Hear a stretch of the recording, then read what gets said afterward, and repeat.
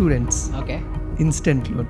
But వాళ్ళు రేపు ఫ్యూచర్లో చూడబోతుంది ఏంటి, ఎలా ఉండబోతుంది. నువ్వు 5,000 తీసుకుంటే 50,000 5 లక్షలు కూడా లాగేస్తావు. ఫోన్ యాక్సెస్ తీసుకొని ప్రతి ఒక్క రిలేటివ్కి ఫోన్ చేసి ఇలా వీడు డబ్బులు తీసుకున్నాడు వీడంత, ఇదైతే ఇమ్మీడియట్గా మీ లైఫ్ స్పాయిల్ అయిపోయినట్టే. స్టాక్ మార్కెట్ అంటే ఏంటో చెప్పాలి అంటే ఎలా ఎక్స్ప్లెయిన్ చేస్తాను. స్టాక్ మార్కెట్ని ఒక మనీ మేకింగ్ మెషిన్గా చూస్తారు. నాకు దగ్గర జీరో ఉంది, నేను మార్కెట్ నుంచి ఉల్టా డబ్బులు సంపాదిస్తానని వచ్చేదాని ప్లేస్ మార్కెట్ కాదు. పేటిఎం ప్రతి ఒక్కళ్ళు వాడతారు, ఇది one of the biggest company అయిపోతుంది అనుకొని అందరూ దాంట్లో ఇన్వెస్ట్ చేశారు. కానీ ప్రోడక్ట్లో దమ్ము లేదు, పడిపోయింది షేర్ ప్రైస్. ఆ డబ్బులు పోయాయి అంతే, మళ్ళీ రావు. స్టాక్ మార్కెట్ అనేది ఎలా రన్ అవుతుంది? ఎలా రన్ అవుతుంది అంటే డిమాండ్ అండ్ సప్లై. ఇప్పుడు బ్యాంక్ దగ్గరికి వెళ్తే అప్పు తీసుకోవాలి, అప్పు తీసుకుంటే లోన్ కట్టాలి, లోన్కి ఇంట్రెస్ట్ కట్టాలి, ఈఎంఐలు కట్టుకోవాలి. కానీ అలా కాకుండా ఫ్రీ మనీ వచ్చే ఆప్షన్ స్టాక్ మార్కెట్ ద్వారా. ఎందుకంత అవేర్నెస్ స్టాక్ మార్కెట్లో లేదు. నీకు ఎలా చేస్తే డబ్బులు వస్తాయని చేస్తే ప్రతి ఒక్కడు డబ్బులు సంపాదిస్తే ఇంకొకటి ఎలా సంపాదిస్తాడు? మిడిల్ క్లాస్ పీపుల్కి వాళ్ళు ల్యాక్స్ ఎప్పుడు చూస్తారో చాలా పెద్ద క్వశ్చన్ మార్క్. అందరికీ ఫాస్ట్గా ఏదో ఒకటి వచ్చేయాలి. నేను ఇవాళ డబ్బులు పెట్టానంటే నాకు రేపటికి వచ్చేయాలి. ఎందుకు ఇండియాలో ఇప్పటి వరకు స్టాక్ మార్కెట్ అంటే ఇది, వెల్త్ మేనేజ్మెంట్ ఇది, ఎందుకు ఎక్కడ మాకు ఇన్బిల్డ్ చేయట్లేదు? టెక్స్ట్ బుక్లో స్టాక్ మార్కెట్ ఎలా ఫంక్షన్ అవుతుంది, ఇన్వెస్టింగ్ ఎలా వర్కౌట్ అవుతుంది, నువ్వు డబ్బుని ఎలా గ్రో చేసుకోవచ్చు, ఇలాంటివన్నీ చెప్పేసి నీకు అవేర్నెస్ వచ్చేస్తే నేను మోసం ఎలా చేస్తాను?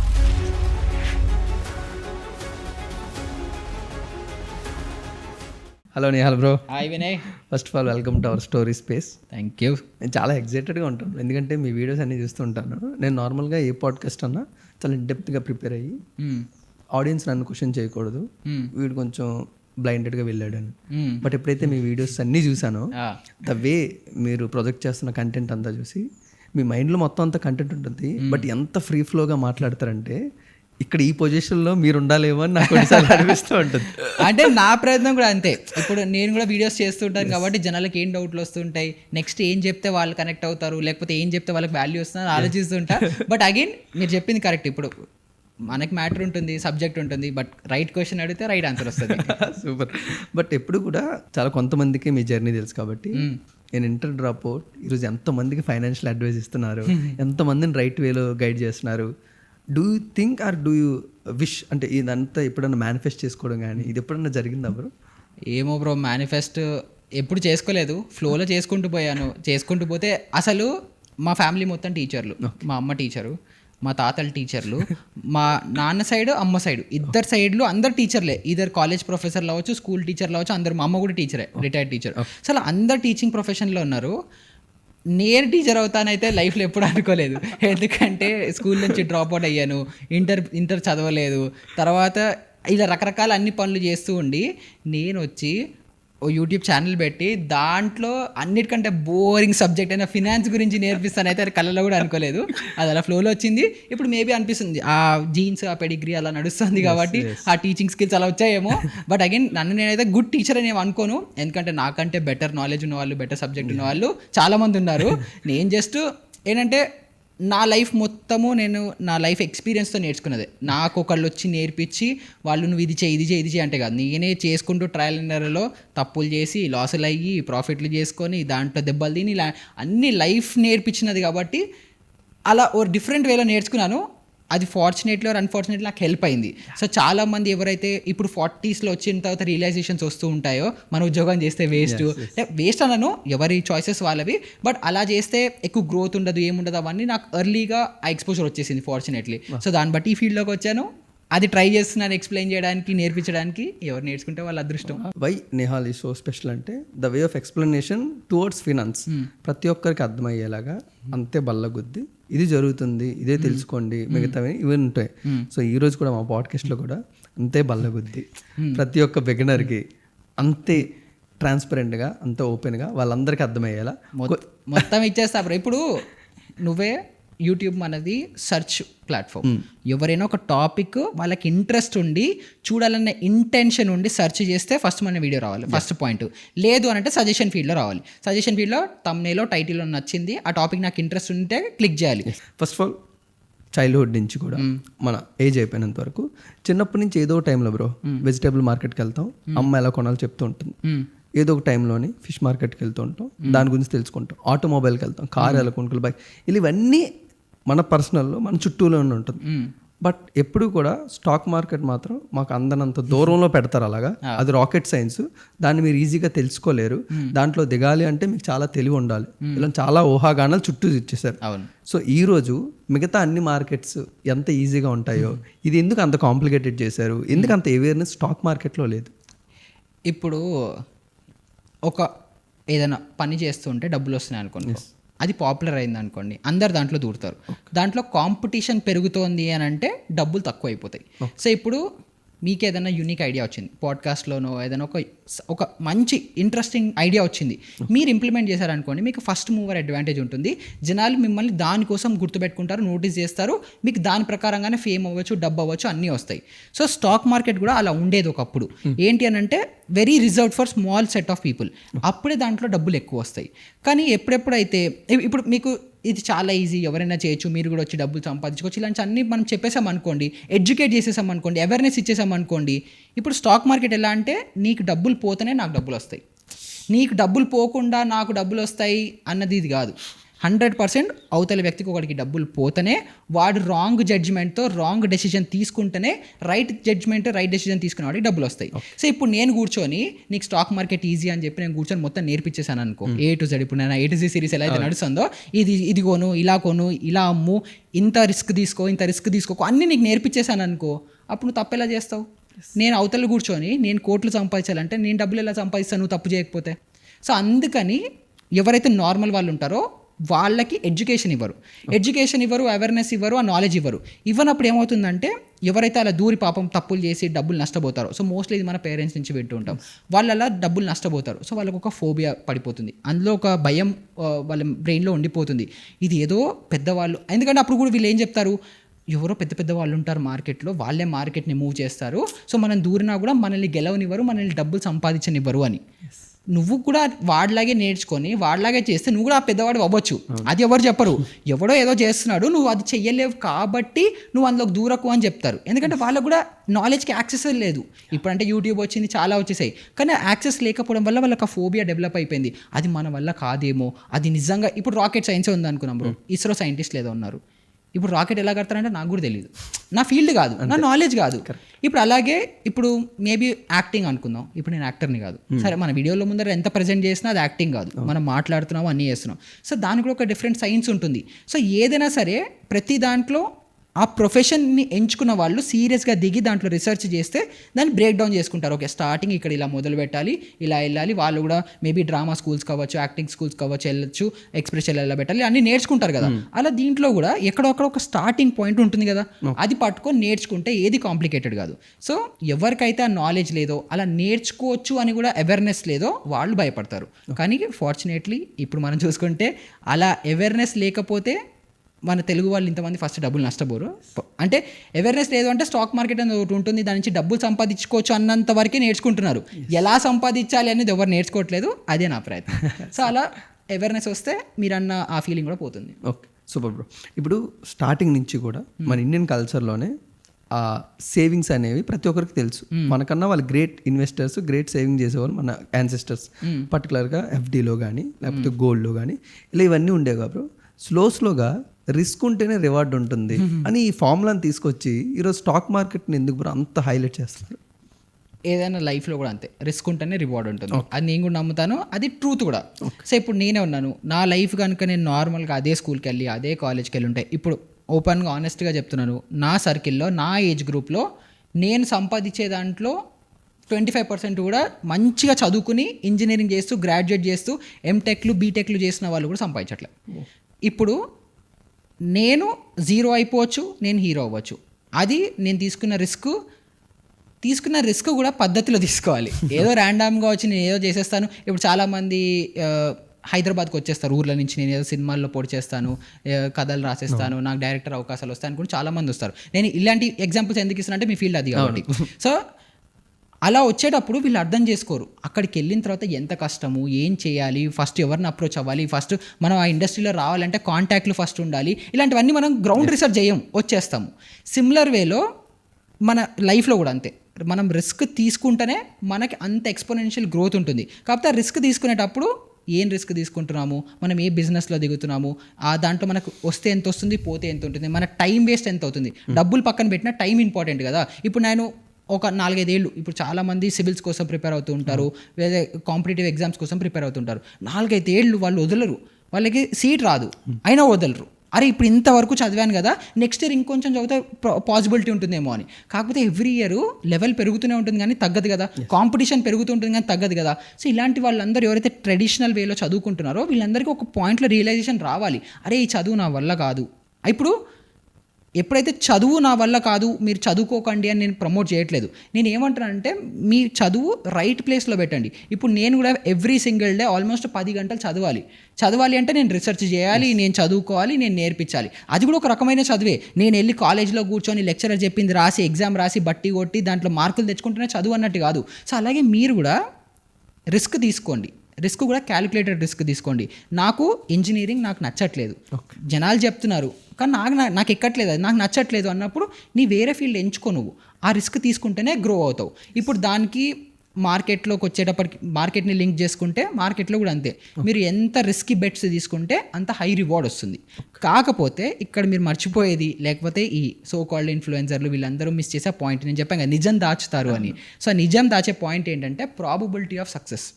ఇప్పుడు 100 మంది ఊర్లలోంచి హైదరాబాద్కి వస్తారు నేను సినిమాల్లో పొడి చేయాలని, దాంట్లో ఒక్కడే సక్సెస్ఫుల్ అవుతాడు. ఆ ఒక్కడు సక్సెస్ అయిన స్టోరీని చూసి మనం వాళ్ళలాగా అయిపోవాలి అని వెళ్ళిపోతాం.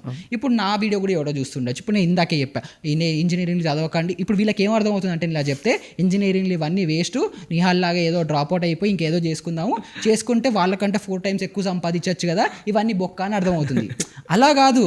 ఇప్పుడు నన్ను కూడా నా సర్కిల్లోనే, నా ఫ్రెండ్స్లోనే కొంతమంది చదువుకుంటూ మధ్యలో డ్రాప్ అవుట్ అయిపోయిన వాళ్ళు, లేకపోతే నాకు తెలిసిన చాలామంది నా ఏజ్ వాళ్ళే ఉన్నారు. వాళ్ళెవరు మరి నా వరకు రాలేదే, వాళ్ళు అక్కడే ఉన్నారు కదా. ఇప్పుడు మరి నన్ను ఎగ్జాంపుల్గా తీసుకొని మీరు ఇవన్నీ చేస్తుంటారు. సో ఇప్పుడు దీంట్లో కూడా ఆ రిస్క్లో ప్రాబబిలిటీని అందరూ మర్చిపోవద్దు. రిస్క్ తీసుకుంటేనే రివార్డ్ ఉంటుంది, కాకపోతే స్టాప్ లాస్ ఉండాలి. ఇప్పుడు మీరు స్టార్టింగ్లోనే ఇంట్రొడక్షన్లో చెప్పారు, నేను ఫస్ట్ ఒక స్టార్ట్అప్ చేశా, తర్వాత 2-3 బిజినెస్లు చేశా, తర్వాత కాంటెంట్ క్రియేషన్ చేశా, కాంటెంట్ క్రియేషన్ కంటే గ్యాప్లో మధ్యలో ట్రేడింగ్ చేశా. ప్రతి దానికి నేను ఎక్కువ టైం ఇవ్వలేదు, 1 year టైం. మా డాడీకి ప్రతిసారి అదే చెప్పేవాడు. మా డాడీ కూడా టెన్షనే కదా వాళ్ళకు కూడా, వీడు వస్తాడు ప్రతి 1 yearకి వస్తాడు, నేను ప్రొఫెషన్ మారుతున్నా అంటాడు అని అంటారు. సో అప్పుడు మీకు కూడా అర్థం కావాలి, నేను 1 yearలో నేను ఎంచుకున్న దాంట్లో ఏదో ఒకటి పొడుస్తున్నానా లేదా మీకు కూడా క్లారిటీ ఉండాలి. లేదు అనుకుంటే మూవ్ ఆన్ కూడా అయిపోవాలి. సో ఫార్చునేట్లీ ఆర్ అన్ఫార్చునేట్లీ, లేకపోతే టు మై గుడ్ స్టార్ట్స్ అనుకోవాలి. నేను ఏది స్టార్ట్ చేశాను అవన్నీ ఫస్ట్ 1 yearలో క్రాక్ అయిపోయాయి. నేను ఏది పట్టుకుంటే అది నడిచింది.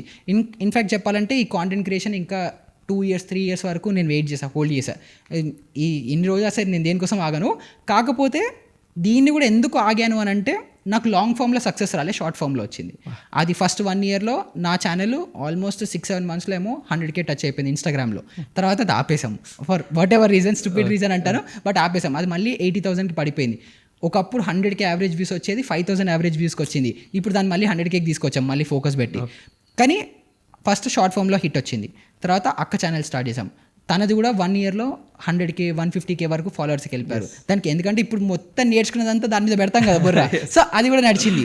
సో అలా ఎవ్రీ ఇయర్ నా యూట్యూబ్ సక్సెస్ అవ్వనప్పటికీ కూడా వేరే సక్సెస్ అవుతున్నాయి కదా. సో అందుకే నేను దీన్ని వదలలే, ఎందుకంటే యూట్యూబ్లో నాకు అర్థమైంది కూడా అదే, it's a long term game. అది మీరు 4 ఏళ్ళు 5 ఏళ్ళు ఒక జాబ్లో, ప్రొఫెషన్లో, ఒక బిజినెస్లో దిగినట్టే కూర్చొని దాంట్లో గ్రైండ్ అవుతూనే మీకు రిజల్ట్స్ వస్తాయి. ఇప్పుడు యూట్యూబ్ కూడా రివార్డ్ ఇస్తుంది. సో అలాగా ప్రతి ఒక్కళ్ళు ఆ రిస్క్ తీసుకునే ముందర ప్రతి ఒక్కరు ఒక స్టాప్ లాస్ పెట్టుకోవాలి. నేను పాయింట్ A నుంచి పాయింట్ Bకి వెళ్తున్నానా లేదా, ఫస్ట్ మనకి A to Z ఒక క్లారిటీ ఉండాలి. నేను ఇవాళ స్టార్ట్ చేశా, 5 ఏళ్లలో నా యూట్యూబ్ ఛానల్ని నేను 500Kకి తీసుకెళ్తానా, 1 millionకి తీసుకెళ్తానా, ఒక గోల్ ఉండాలి. అది first goal. Last final goal figure out అయిపోయింది.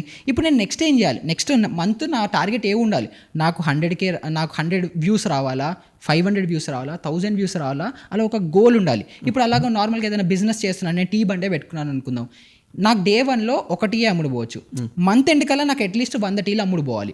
అది ప్రోగ్రెస్. దాన్ని మళ్ళీ మనం పర్సెంటేజ్ టర్మ్స్లో నా బిజినెస్ ఎవ్రీ మంత్ 20%తో గ్రో అవుతుందా, 30%తో గ్రో అవుతుందా అని మనం ఏదో ఒక మైల్ స్టోన్స్ పెట్టుకోవాలి. అప్పుడు మోటివేషన్ ఉంటుంది. లేదు ఆ మైల్ స్టోన్స్ హిట్ అవ్వట్లేదు అనుకుంటే ఈధర్ బిజినెస్ తప్పు, లేదంటే నాదే తప్పు, నేను ఆ బిజినెస్కి ఫిట్ కాదు అని రియలైజేషన్ వచ్చి కట్ డౌన్ అయిపోవాలి. సో ఈ అనాలిసిస్ ఈ థాట్ ప్రాసెస్ ఎవరికి లేక రిస్క్ ఉంటేనే డబ్బులు వస్తాయి అది ఇది అని చెప్పి రిస్క్లో కూడా ఎంత రిస్క్ తీసుకోవాలి అవన్నీ క్లారిటీ లేక వచ్చేస్తారు, లైఫ్ని స్పాయిల్ చేసుకుంటారు, స్టాక్ మార్కెట్లో అయితే డబ్బులు నష్టపోతారు. ఈ రెండు అవుతూ ఉంటాయి.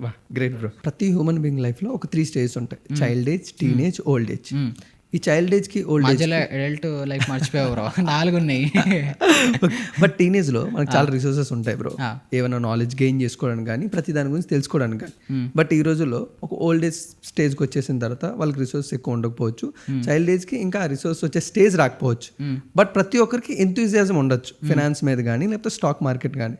మీరు ఎన్నోసార్లు స్టాక్ మార్కెట్ అంటే ఏంటో మా అందరికి ఎక్స్ప్లెయిన్ చేశారు. బట్ ఈరోజు ఈ మిడిల్ స్టేజ్ని వదిలేసి ఈ పై స్టేజ్కి కింద స్టేజ్కి అర్థమయ్యేలాగా ఒక చక్కటి స్టోరీలో స్టాక్ మార్కెట్ అంటే ఏంటో చెప్పాలి అంటే ఎలా ఎక్స్ప్లెయిన్ చేస్తాం సింపుల్గా ఒక ఎంటర్ చేసిన పర్సన్కి స్టాక్ మార్కెట్ అంటే చాలా ఈజీగా అర్థమయ్యేటట్టు.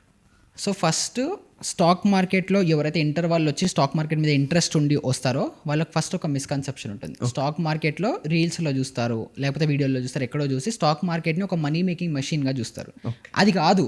స్టాక్ మార్కెట్కి మీరు కనుక డబ్బులు ఇప్పుడు నువ్వే అన్నావు కదా బ్రో, ఇంట్లో ఫ్యామిలీ మీద డిపెండెంట్ అవ్వాలని లేదు కాబట్టి మార్కెట్కి వచ్చే పాసిబిలిటీస్ ఎత్తుక్కుంటున్నారని. సో అప్రోచే రాంగ్. సో స్టాక్ మార్కెట్ ఒక మనీ మేకింగ్ మెషిన్, దీని నుంచి మనం డబ్బులు సంపాదించాలి, డబ్బులు లాగాలి అన్నది కాదు ఇది. నీకు ఆల్రెడీ డబ్బులు ఉంటే దాన్ని గ్రో చేసుకోవడానికి స్టాక్ మార్కెట్ యూజ్ అవుతుంది. చాలా సింపుల్గా చెప్పాలంటే నీ దగ్గర ఒక ఏవో చేసుకున్నావు, నువ్వు కష్టపడ్డావు, పార్ట్ టైం చేసుకున్నావు, ఫ్రీలాన్సింగ్ చేసుకున్నావు, ఏదో ఒకటి చేసుకుని ఒక 10,000, 20,000, 30,000, 50,000 ఎంతో అంత సంపాదించుకున్నావు కదా. ఈ సంపాదించినది ఇప్పుడు అప్పుడు స్టార్టింగ్లో చెప్పావు కదా బ్రో, అప్పుడు గోల్డ్లో ఇన్వెస్ట్ చేసేవాళ్ళు, ఇంట్లో దాచుకునే వాళ్ళు, బ్యాంక్ ఎఫ్డీలలో పెట్టుకునే వాళ్ళు, దాంట్లో వచ్చే ఇంట్రెస్ట్ రిటర్న్స్ చాలా తక్కువ ఉంటాయి. సో ఇప్పుడు నువ్వు సంపాదించుకున్న 40,000-50,000 ఏదైతే ఉంటుందో దీన్ని నువ్వు సేఫ్గా ఒక దగ్గర దాచుకొని దాన్ని మల్టిపుల్ టైమ్స్లో గ్రో చేసుకోవడానికి నువ్వేం కష్టపడకుండా మేబీ నువ్వు 40 ఏళ్ళు వచ్చేటప్పటికో 50 ఏళ్ళు వచ్చేటప్పటికో అర్లీ రిటైర్మెంట్ తీసుకోవడానికి నీ డబ్బుల్ని గ్రో చేసుకునే ఆపర్చునిటీ స్టాక్ మార్కెట్. అంతేగాని నాకు దగ్గర 0 ఉంది, నేను మార్కెట్ నుంచి ఉల్టా డబ్బులు సంపాదిస్తానని వచ్చేదాని ప్లేస్ మార్కెట్ కాదు. నువ్వు డబ్బులతోనే వస్తేనే మార్కెట్ కూడా నీకు డబ్బులు ఇస్తుంది. అక్కడ దీనికి గుజరాత్లో అక్కడిక్కడ ఒక ఎగ్జాంపుల్స్ ఉంటాయి. వాళ్ళు ఏంటంటే మీరు కొన్ని కమ్యూనిటీస్లోకి ఎంటర్ అవ్వాలన్నా, కొన్నిట్లో పార్టిసిపేట్ చేయాలన్నా మినిమం టికెట్ సైజ్ అని ఉంటుంది. నువ్వు ఇంత డబ్బులు నీ దగ్గర, ఇప్పుడు మనకు హైదరాబాద్లో అయినా కొన్ని రియల్ ఎస్టేట్ సర్కిల్స్లో నువ్వు ఎంటర్ అవ్వాలన్నా వాళ్ళు చూస్తారు నీ దగ్గర మినిమం ఒక 100 కోట్ల ఆస్తి లేకపోతే ఆ సర్కిల్లోకి ఎంటర్ అవ్వనియరు. అలాగే స్టాక్ మార్కెట్లో అయినా సరే ఎంట్రీ బ్యారియర్ లేదు.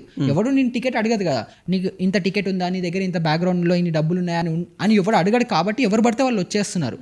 కానీ ఇది కూడా ఏంటంటే నీ దగ్గర ఒక సర్టన్ క్యాపిటల్ ఉండాలి, ఉండి దాన్ని గ్రో చేసుకోవాలన్న మైండ్ సెట్ ఉంటేనే స్టాక్ మార్కెట్కి రావాలి. సో యువత ఎవరైతే ఇంటర్లో పాస్ అవుట్ అయ్యి అలా ఇలా వస్తున్నారో వాళ్ళు ఫస్ట్ వేరే ఏదో ఒకటి చేసి డబ్బులు సంపాదించి దాన్ని గ్రో చేసుకోవడానికి మార్కెట్కి రండి. సో ఇది గ్రో ఎలా అవుతుంది అవి ఇవి మనం ఎక్స్ప్లెయిన్ చేసుకుంటే దాంట్లో మళ్ళీ చాలా రకాలు ఉంటాయి. దాంట్లో మళ్ళీ కాంప్లికేషన్స్ ఉంటుంది. డెప్త్లోకి వెళ్దామంటే వెళ్దాం. సో దాంట్లో ప్రైస్ ఎలా మూవ్ అవుతుంది, డిమాండ్ అండ్ సప్లై ఎలా వర్కౌట్ అవుతుంది, నీ డబ్బులు నువ్వు అందులో పెట్టింది కాంపౌండ్ ఎలా అవుతుంది, ఇవన్నీ మళ్ళీ మనం బ్రేక్ డౌన్ చేసుకోవాలంటే ఇంట్రెస్ట్ ఉంటే అవన్నీ మనం మళ్ళీ డిస్కస్ చేసుకోవాలి. కానీ సింపుల్ ఈజీగా ఒక ఇంటర్వ్యూ వాడికి స్టాక్ మార్కెట్ మీద ఇప్పుడే దిగుదాం అనుకున్న వాడికి ఈజీగా అర్థం అవ్వాల్సింది ఏంటంటే ఇది మనీ మేకింగ్ మెషిన్ కాదు, మనీ గ్రోయింగ్ మెషిన్. ఆల్రెడీ డబ్బులు ఉంటే తెచ్చుకో ఇక్కడికి, అంతే. చాలా కొత్త డెఫినేషన్ ఇచ్చారు. ఇప్పటివరకు నేను చాలా బయట స్టాక్ మార్కెట్ అనే డెఫినేషన్ చాలా డిఫరెన్స్. బట్ స్టాక్ మార్కెట్ అనేది ఎలా రన్ అవుతుంది? ఎలా రన్ అవుతుంది అంటే డిమాండ్ అండ్ సప్లై. ఇప్పుడు మనకి నువ్వు స్టార్టింగ్లో టమాటాలు, ఫిష్ మార్కెట్ ఇవన్నీ చూసావు కదా, అక్కడికి వెళ్ళినప్పుడు ఏమవుతుంది, ఇప్పుడు బాగా వర్షాలు పడ్డాయి, టమాటాలన్నీ కుళ్ళిపోయాయి. మార్కెట్లో సపోజ్ ఇవాళ డిమాండ్ మన హైదరాబాద్ ఒక చిన్న సిటీలో ఒక చిన్న ఏరియాకి ఇవాళ వీళ్ళకి ఒక 100 క్వింటళ్ళు టమాటాలు అవసరం ఉంది, కానీ 50 క్వింటళ్ళు పోయాయి. సో ఇప్పుడు 50 క్వింటల్లే మిగిలాయి. ఆ పరిస్థితి ఇక్కడ ఒకటే కాదు, సిటీ మొత్తం అలాగే ఉంది. సో అప్పుడు ఏమవుతుంది, ఆటోమేటిక్గా టమాటాల రేటు డబుల్ అయిపోతుంది. సో ఇప్పుడు అదేవిధంగా స్టాక్ మార్కెట్లో చాలామంది డబ్బులు క్యాపిటల్ని రేజ్ చేయడానికి వస్తారు. సో బేసిక్ ఇప్పుడు స్టాక్ మార్కెట్లో లిస్ట్ అయి ఉన్న కంపెనీలు కూడా ఎందుకు ఉన్నాయి అని అంటే వాళ్ళకి డబ్బులు చాలక ఇప్పుడు బ్యాంక్ దగ్గరికి వెళ్తే అప్పు తీసుకోవాలి, అప్పు తీసుకుంటే లోన్ కట్టాలి, లోన్కి ఇంట్రెస్ట్ కట్టాలి, ఈఎంఐలు కట్టుకోవాలి. కానీ అలా కాకుండా ఫ్రీ మనీ వచ్చే ఆప్షన్ స్టాక్ మార్కెట్ ద్వారా. సో ఇప్పుడు వినయ్ ఉన్నాడు, Vinay podcast, Vinay media house ఏదో బాగా గ్రో అయిపోయింది, నువ్వు హైదరాబాద్లో ఫుల్ ఫేమస్, నీకంటే తోపు ఇవ్వట్లేడు. ఇప్పుడు నువ్వు ఏం చేద్దాం అనుకున్నావు అంటే ఇండియాలోని ప్రతి స్టేట్లో నాదొక పాడ్కాస్టింగ్ స్టూడియో ఉండాలి. ఇప్పుడు స్టూడియో పెట్టాలంటే ఏమవుతుంది, ఒక స్టూడియో పెట్టాలంటే మనం ఎక్విప్మెంట్ కొనుక్కోవాలి, కెమెరాలు కొనుక్కోవాలి, కేపెక్స్ చాలా ఎక్కువ కావాలి. మంచి డీసెంట్ సైజు మంచి స్టూడియో కట్టాలంటే ఒక మినిమం 20-30 lakhs ఖర్చు అవుతుంది. ఇప్పుడు నీ దగ్గర నీ డబ్బులు లేవు, నువ్వేం చేస్తావు, నీ ఫ్రెండ్ సర్కిల్ దగ్గరికి వెళ్తావు, బ్రో నేను ఇలాగా హైదరాబాద్ అయితే మనం పొడిచేసాము, నాకు ఏం చేస్తే డబ్బులు వస్తాయి నాకు తెలుసు, దీన్ని ఎక్స్పాండ్ చేద్దాం అనుకుంటున్నాను, నాకు పార్ట్నర్లు కావాలి అంటాం. అప్పుడు ఏం చేస్తారు, మనకు దగ్గర ఉన్న సర్కిల్లో వాళ్ళు బాగా డబ్బులు ఉన్న వాళ్ళు ఇన్వెస్ట్ చేస్తారు. వీళ్ళు ఫస్ట్ రౌండ్ ఆఫ్ ఇన్వెస్ట్మెంట్స్ ఏదైతే ఉంటుందో ఇది ఏంజిల్ ఇన్వెస్టింగ్ అంటారు, మనకు తెలిసిన వాళ్ళు చేస్తారు. ఇలా చేస్తే నువ్వు ఏం చేస్తావు, 2-3 స్టేట్ల వరకు గ్రో అవుతావు, అవి కూడా సక్సెస్ అయిపోయాయి. అప్పుడు నువ్వేంటి, ఇది నేను చిన్నగా స్టార్ట్ చేసుకున్నది మల్టిప్లై కూడా చేయగలుగుతున్నాను, ఇది ఇంకా స్కేల్ కూడా చేయగలుగుతున్నాను, దీన్ని ఇంకా గ్లోబల్గా తీసుకెళ్ళాలి. ఇండియా మొత్తంలో ప్రతి స్టేట్ కాదు ప్రతి డిస్ట్రిక్ట్లో ఉండాలి నాది, ప్రతి డిస్ట్రిక్ట్లో ఉంటూ గ్లోబల్గా కూడా తీసుకెళ్ళాలి, అన్ని కంట్రీలలో కూడా నా దగ్గర ఉండాలి, దీన్ని గ్రో అయిపోవాలి. అంతే నాకు తెలీదు, నా టీము ఇప్పుడు 100 మంది ఉన్నది కాస్త 10,000 మంది అయిపోవాలి అన్నప్పుడు ఇంకా డబ్బులు కావాలి కదా. అప్పుడు వీళ్ళు డబ్బులు ఇయ్యరు, ఎందుకంటే వీళ్ళ దగ్గర డబ్బులు కూడా లేవు.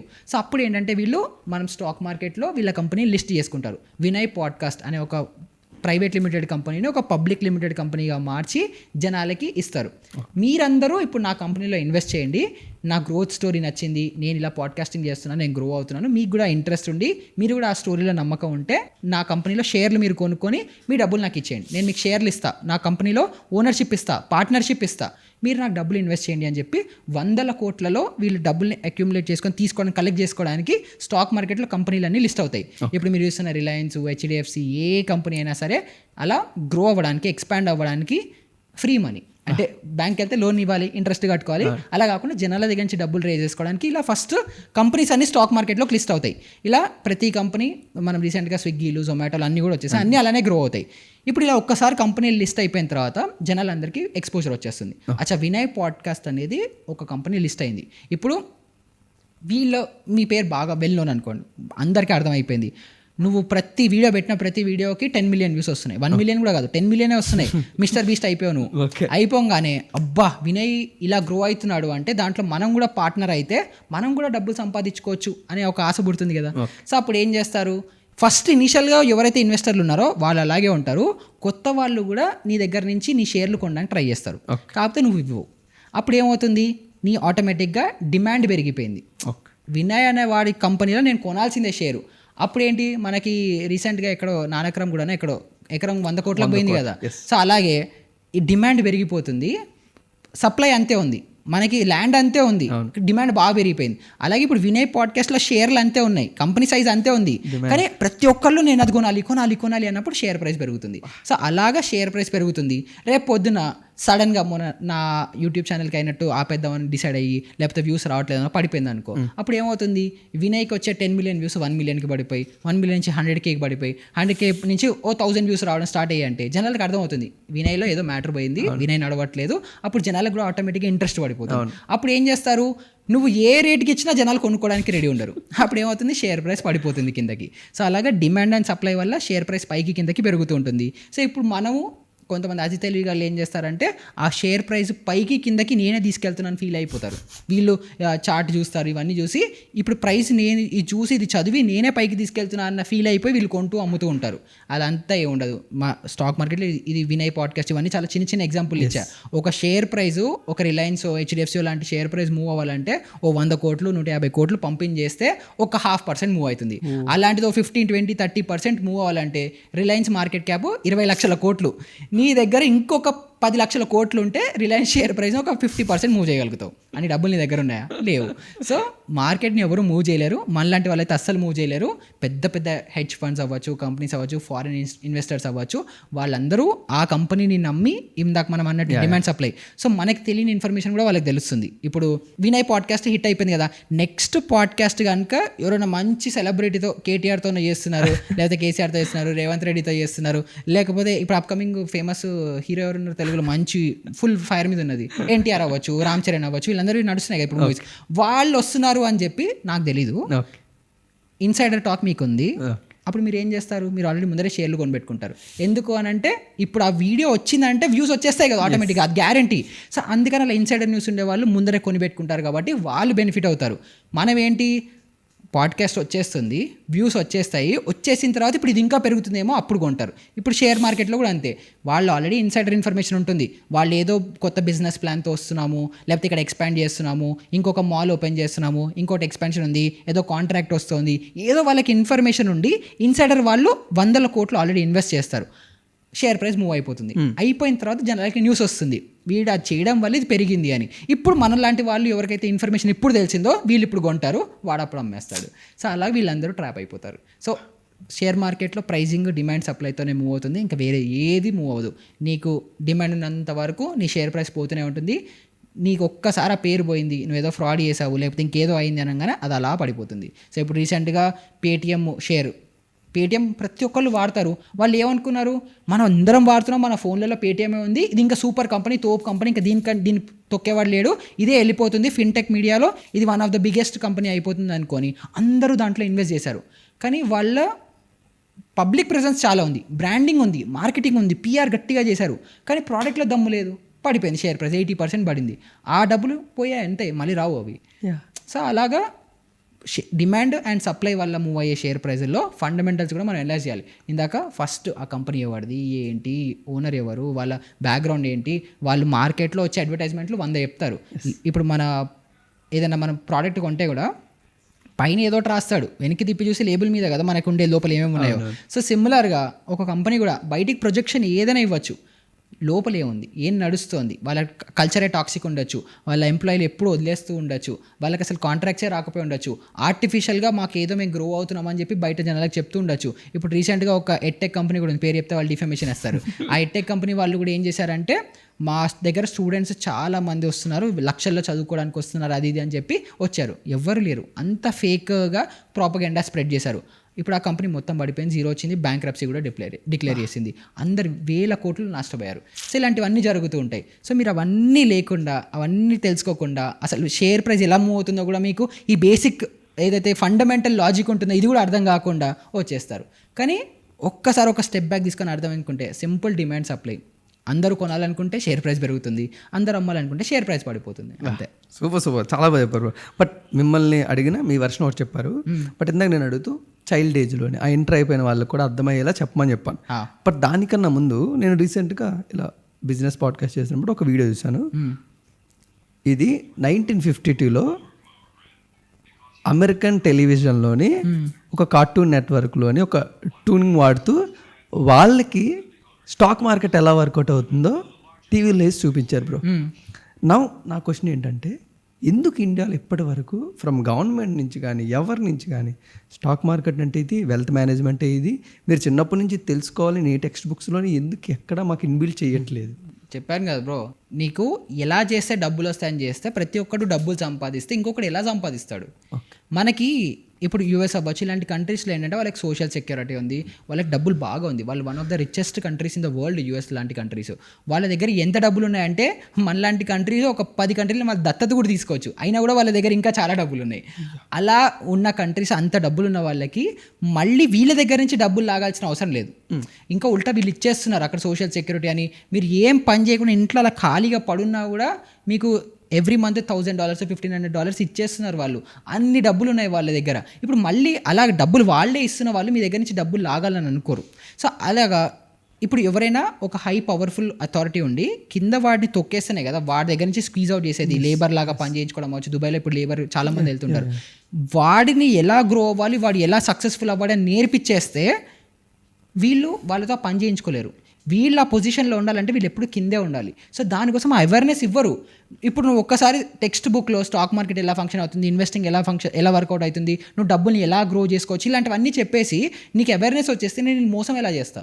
Super bro. ఇందాక మీరు పేటిఎం ఎగ్జాంపుల్ చెప్పారుగా, ఇప్పుడు నాకు ఎగ్జాంపుల్ ఏంటంటే స్టాక్స్ ఎలా పెరిగితే ఎలా పడతాయి అనే దానికి నేను ఒక రీసెంట్ ఒక న్యూస్ అంటే ఒక 1 year బ్యాక్ జస్ట్ ప్రెస్ కాన్ఫరెన్స్లో క్రిస్టియానో రొనాల్డో ఎలా వచ్చి కూర్చున్నాడు, కోకోకోలా తీసాడు, అలా తీసి ఎలా పెట్టాడు, అవును అసలు ఒక షేకింగ్ న్యూస్ అయిపోయింది, ఎన్నో 100 crores కోకోకోలాకి పోయిందని. బట్ ద రీజన్ ఏంటి, ఎలా పడుతుంది, ఇంత ఇన్ఫ్లుయెన్స్ ఉంటుందో ఒక స్టార్ది కానీ ఒక సెలబ్రిటీ ఇన్ఫ్లుయెన్స్ ఆఫ్ స్టాక్స్? పాపం క్రిస్టియానో రొనాల్డోది అయితే ఫ్లూక్లో అయింది. బట్ దీంట్లో కూడా ఒక పెద్ద కాన్స్పిరసీ థియరీ ఉంది, పెద్ద పెద్ద లెవెల్స్లో జరుగుతుంటాయి. రీసెంట్గా కూడా జరిగింది, మళ్ళీ పేరు చెప్తా.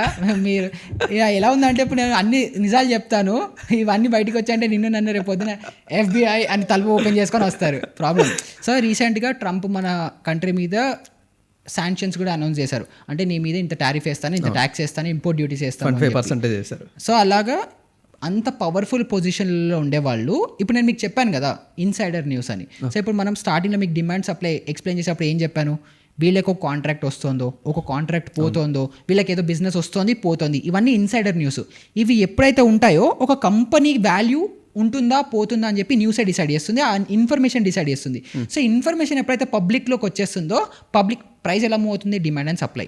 సో ఒక సపోజ్ ఇప్పుడు ఇవాళ ఎగ్జాంపుల్లోనే రిలయన్స్ అనుకుందాం, జియో మంచిగా గ్రో అవుతుంది, రేపు పొద్దున ఏదో శాంక్షన్స్ వస్తున్నాయి, స్టార్లింక్ ఇండియాలో ఎంటర్ అవుతుంది, జియో కొట్టుకుపోయింది ఏదో సంథింగ్ అనుకుంటే రిలయన్స్ జియో షేర్ని ఎవరు కొనాలనుకోరు, ఎందుకంటే తన గ్రోత్ స్టోరీయే డెడ్ అయిపోయింది.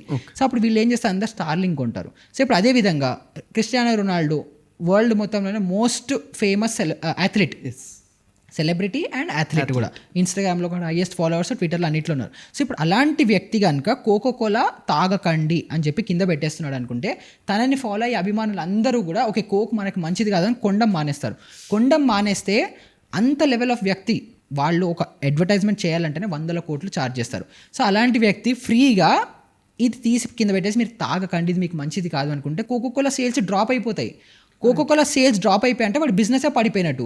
బిజినెస్ పడిపోతుంది అని అంటే డిమాండ్ అండ్ సప్లైలో సప్లై ఎక్కువ అయిపోతుంది, ఎవడు కొనుక్కోవాలనుకోవట్లే షేర్ ప్రైస్లో, ఆటోమేటిక్గా షేర్ ప్రైస్ పడిపోతుంది. సో అలా ఒక్క చిన్న ట్రిగర్స్ కూడా షేర్ ప్రైస్ని పడేస్తే, ఎందుకంటే జనాలు ప్యానిక్ అయిపోతారు, అది ఎలాగో పడిపోతుంది. అగైన్ కొంత నాలాంటిగా ఎవరైతే అనాలిసిస్ చేసుకుంటారో కొంచెం నాలెడ్జ్ ఉంటుందో వీళ్ళు ఏమనుకుంటారంటే ఇది నీ జర్క్ రియాక్షన్స్ అంటాం. సో ఇదేంటంటే సరే ఇప్పుడు పడింది, కోకోకోలా వాడు కూడా ఏం పిచ్చోడు కాదు కదా, వాడు ఏం చేస్తాడు, రొనాల్డో కింద పెట్టాడు, ఇంకొక మెస్సీతోనే ఎవరితోనో ఇంకొక కోకోకోలాలోనే వేరే బ్రాండ్ ఉన్నవి ఏవైనా ప్రమోట్ చేపిస్తాడు, అది ఆటోమేటిక్గా ప్లస్ జనాలకు అలవాటు అయిపోయింది కదా. కోకోకోలా బిర్యానీ తింటుంటే పక్కన కోక్ ఉండాలి, బిర్యానీ తింటుంటే థమ్స్అప్ ఉండేదని చెప్పి థమ్స్అప్ని కొనేశారు. ఇంతకు ముందర పాపం థమ్స్అప్ వేరే కంపెనీది ఉండేది, ఇప్పుడు దాన్ని కూడా కోకోకోలా వాడు కొనేశాడు, ఎందుకంటే ఇండియాలో థమ్స్అప్ ఏదో అవుతున్నారని అర్థమైంది, కొనేశాడు దాన్ని. సో అలాగా బిర్యానీ ఉంటే పక్కన కోకో థమ్స్అప్ ఉండాలి, అది జనాలకు అలవాటు.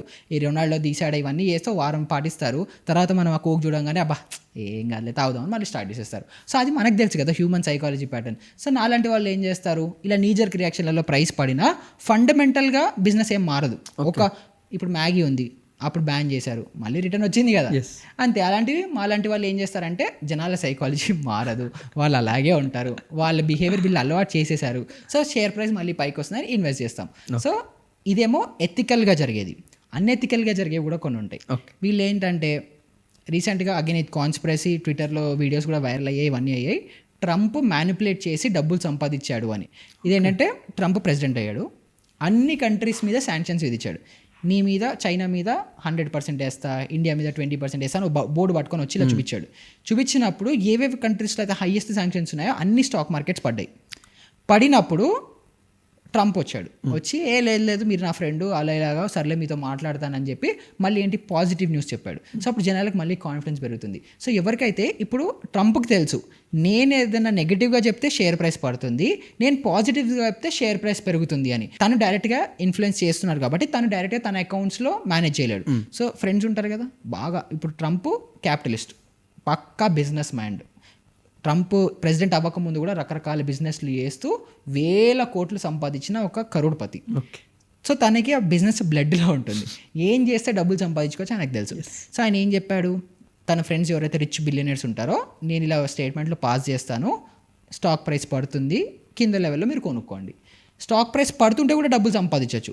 సో వాళ్ళు అలాగా షార్ట్ పొజిషన్స్, కింద పడిన తర్వాత లాంగ్ పొజిషన్స్ అన్నీ కూడా ఈయన చెప్పిన తర్వాత వాళ్ళు పొజిషన్స్ తీసుకొని మళ్ళీ రిటర్న్ అయిపోయిన తర్వాత మళ్ళీ క్యాష్ అవుట్ చేసుకున్నారని చెప్పి తన ఒక వీడియో కూడా వైరల్ అయింది. వైట్ హౌస్లోనే తనని పిలిపించి ఈ క్రాష్లో ఇతను 600 మిలియన్ సంపాదించాడు, ఇతను 2 బిలియన్ సంపాదించాడు, ఇతను ఇంకెంతో సంపాదించాడు అని చెప్పి అలా చెప్తున్న వీడియో కూడా లీక్ అయింది, బయటకు వచ్చింది.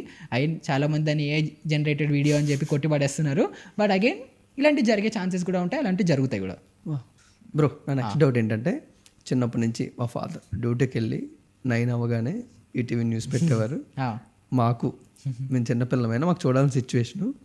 అక్కడ డెఫినెట్లీ ఆ 30 minutes న్యూస్లోని ఇండెక్స్ పాయింట్స్ ఈరోజు పాజిటివ్లో ముగిసాయి, ఇండెక్స్ పాయింట్స్ ఈరోజు నెగిటివ్లో ముగిసాయి, బుల్ ఇలాంటివి కొన్ని పేపర్లో చూసేవాళ్ళం. అవి అప్పటి నుంచి నేను ఒక 20-21 ఏజ్ వచ్చేంత వరకు నాకు అర్థం కాలేదు. సో ఇప్పుడు నేను మెల్లగా వీడియోస్ చూడడం వల్ల అవేర్నెస్ క్రియేట్ అయింది. బట్ ఈ రెండు అంత ఇంపార్టెంట్, ఈ బుల్ కానీ ఇండెక్స్ పాయింట్స్ కానీ పాజిటివ్లో ఎలా ఎండ్ అవుతాయి, నెగిటివ్లో ఎలా ఎండ్ అవుతాయి? ఇప్పుడు మనం ఒక కంట్రీ గ్రో అవుతుంది, లేకపోతే బేసిక్గా ఇప్పుడు మనకి రిపోర్ట్ కార్డులో ఇప్పుడు కొత్తగా జీపీఏనో సిజిపిఏ అదేంటి ఒక నెంబర్, ఒక నెంబర్ బట్టి నీ వాల్యూ ఎంత అని డిసైడ్ చేసేది నెంబరు, నువ్వు ఎక్కువ ఉన్నావా తక్కువ ఉన్నావా. అదేవిధంగా ఇప్పుడు ఓవరాల్గా స్టాక్ మార్కెట్స్ మొత్తంలో 2600 స్టాక్స్ ఉన్నాయి ఎన్ఎస్సిలో లిస్ట్ అయ్యి ఉండి. ఇప్పుడు 2600 స్టాక్లకి ఏమవుతుంది ఏం అవ్వట్లేదు అని ఇండివిజువల్గా ప్రతి ఒక్క స్టాక్లో ఒక షేర్ ప్రైస్ ఉంటుంది. ఇప్పుడు ఒక్కొక్క షేర్ ప్రైస్ మనం అనలైజ్ చేసి మొత్తం కలిపి పెరుగుతుందో తగ్గుతుందో అనలైజ్ చేసి ఒక సరే 2600 ఉన్నాయి, దీంట్లో 1300 పెరిగాయి 1300 తగ్గిపోయాయి అని అంటే ఫ్లాట్గా ఉన్నట్టు. సో ఇప్పుడు ఒక్కొక్కటి అనలైజ్ చేయడం చాలా కష్టం కదా. సో ఇవన్నిటిని కలిపేసి ఒక ఇండెక్స్ లాగా ఫామ్ చేశారు. ఏంటి అంటే ఇది రిప్రజెంటేటివ్. ఈ మొత్తం మార్కెట్స్, ఇండియన్ మార్కెట్స్ మొత్తము పెరుగుతున్నాయా తగ్గుతున్నాయా అని ఒక సింగిల్ లైన్లో ఒక సింగిల్ వాల్యూతో చెప్పాలి అని అంటే ఎలా చెప్పొచ్చు అని ఆలోచించారు. ఆలోచిస్తే అప్పుడు వీళ్ళు ఏమనుకున్నారు, ఫస్ట్ ఏం చేశారంటే ఏవైతే 2600 స్టాక్లు ఉన్నాయో అన్నిటిని లిస్ట్ రాశారు మంచిగా. ఏదైతే హైయెస్ట్ కంపెనీస్ నుంచి లోయెస్ట్ కంపెనీస్ వరకు మార్కెట్ క్యాప్ అంటారు. ఆ మార్కెట్ క్యాప్ బేసిస్ మీద first Reliance, second HDFC, third HDFC bank, ఇలా అన్నీ రాసుకుంటూ పోయి 2600 లిస్ట్ రాశారు. ఇప్పుడు దీంట్లో ఈ కంపెనీస్ అన్నిట్లో ఏది పెరుగుతుంది ఏది తగ్గుతుంది, ఓవరాల్గా మార్కెట్ పెరుగుతుందో తగ్గుతుందో అని తెలియడానికి వీళ్ళు చూసి ఏమర్థం చేసుకున్నారంటే హైయెస్ట్ 50 కంపెనీస్ 1 నుంచి 50 కంపెనీస్ పెరుగుతున్నాయి అని అంటే ఇండియా పెరుగుతోంది, కిందకు వచ్చేస్తుంది అంటే పడిపోతుంది అని అనలైజ్ చేసుకున్నారు. ఎందుకు అని అంటే ఇవే పెద్ద కంపెనీస్, ఇండియాని 90% నడిపిస్తున్నది ఈ టాప్ 50 కంపెనీసే. సో ఇప్పుడు ఈ 50 కంపెనీస్ మూవ్మెంట్ మనం ట్రాక్ చేసి దానికి ఒక యావరేజ్ తీసి ఒక వాల్యూ ఇస్తే చాలు అని అనుకున్నారు. సో దాన్ని బట్టి నిఫ్టీ అని వచ్చింది, అందుకే దాని పేరు నిఫ్టీ 50.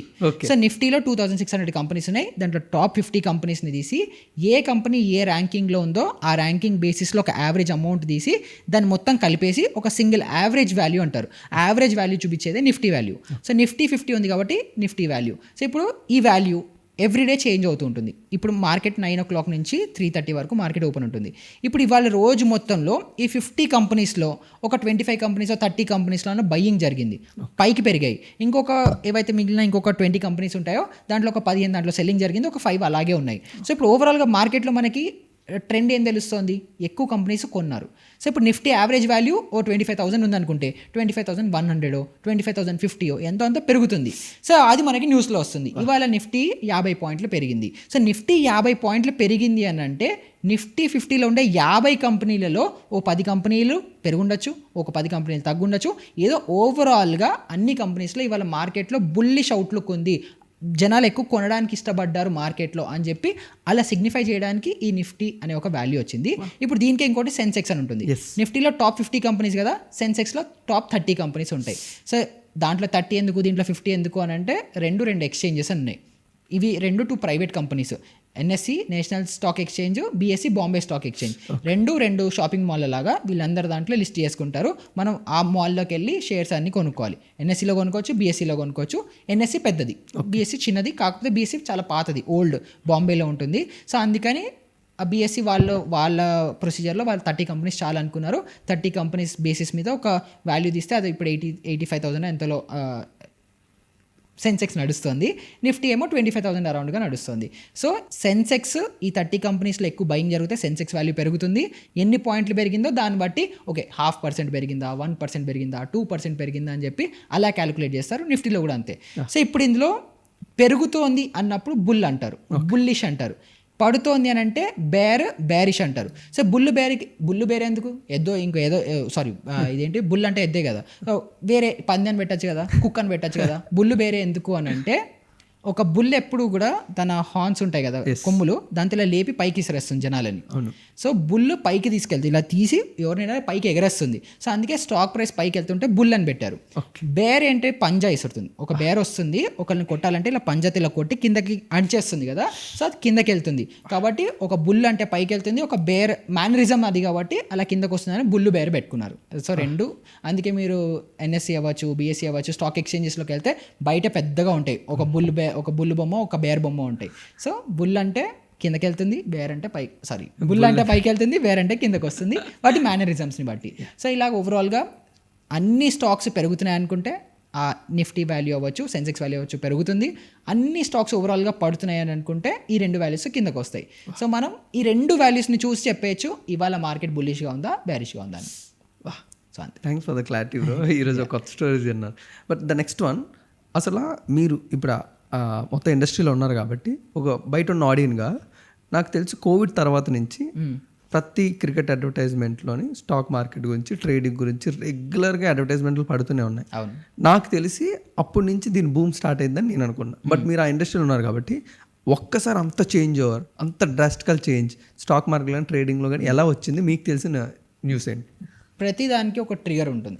ట్రిగర్ ఉంటేనే అది వైరల్ అవుతుంది. వైరల్ అయిన తర్వాత సస్టైన్ అవుతుందా లేదా పక్కన పెడితే ఫస్ట్ వైరల్ అవుతుంది. సో ఇప్పుడు రీసెంట్గా మనకి అలా వైరల్ అయిన ఒక ట్రెండ్ లబ్బుబు ట్రెండ్, అందరూ ఆ బొమ్మలు పట్టు. సో అలాగా ప్రతి దానికి ఒక ట్రెండ్ లాగా ఒకటి స్టార్ట్ అవుతుంది. ఎప్పుడు అంటే అందరూ అది చేస్తున్నారు, మనం కూడా చేయాలన్నప్పుడు అది ఒక ఫోమో వస్తుంది.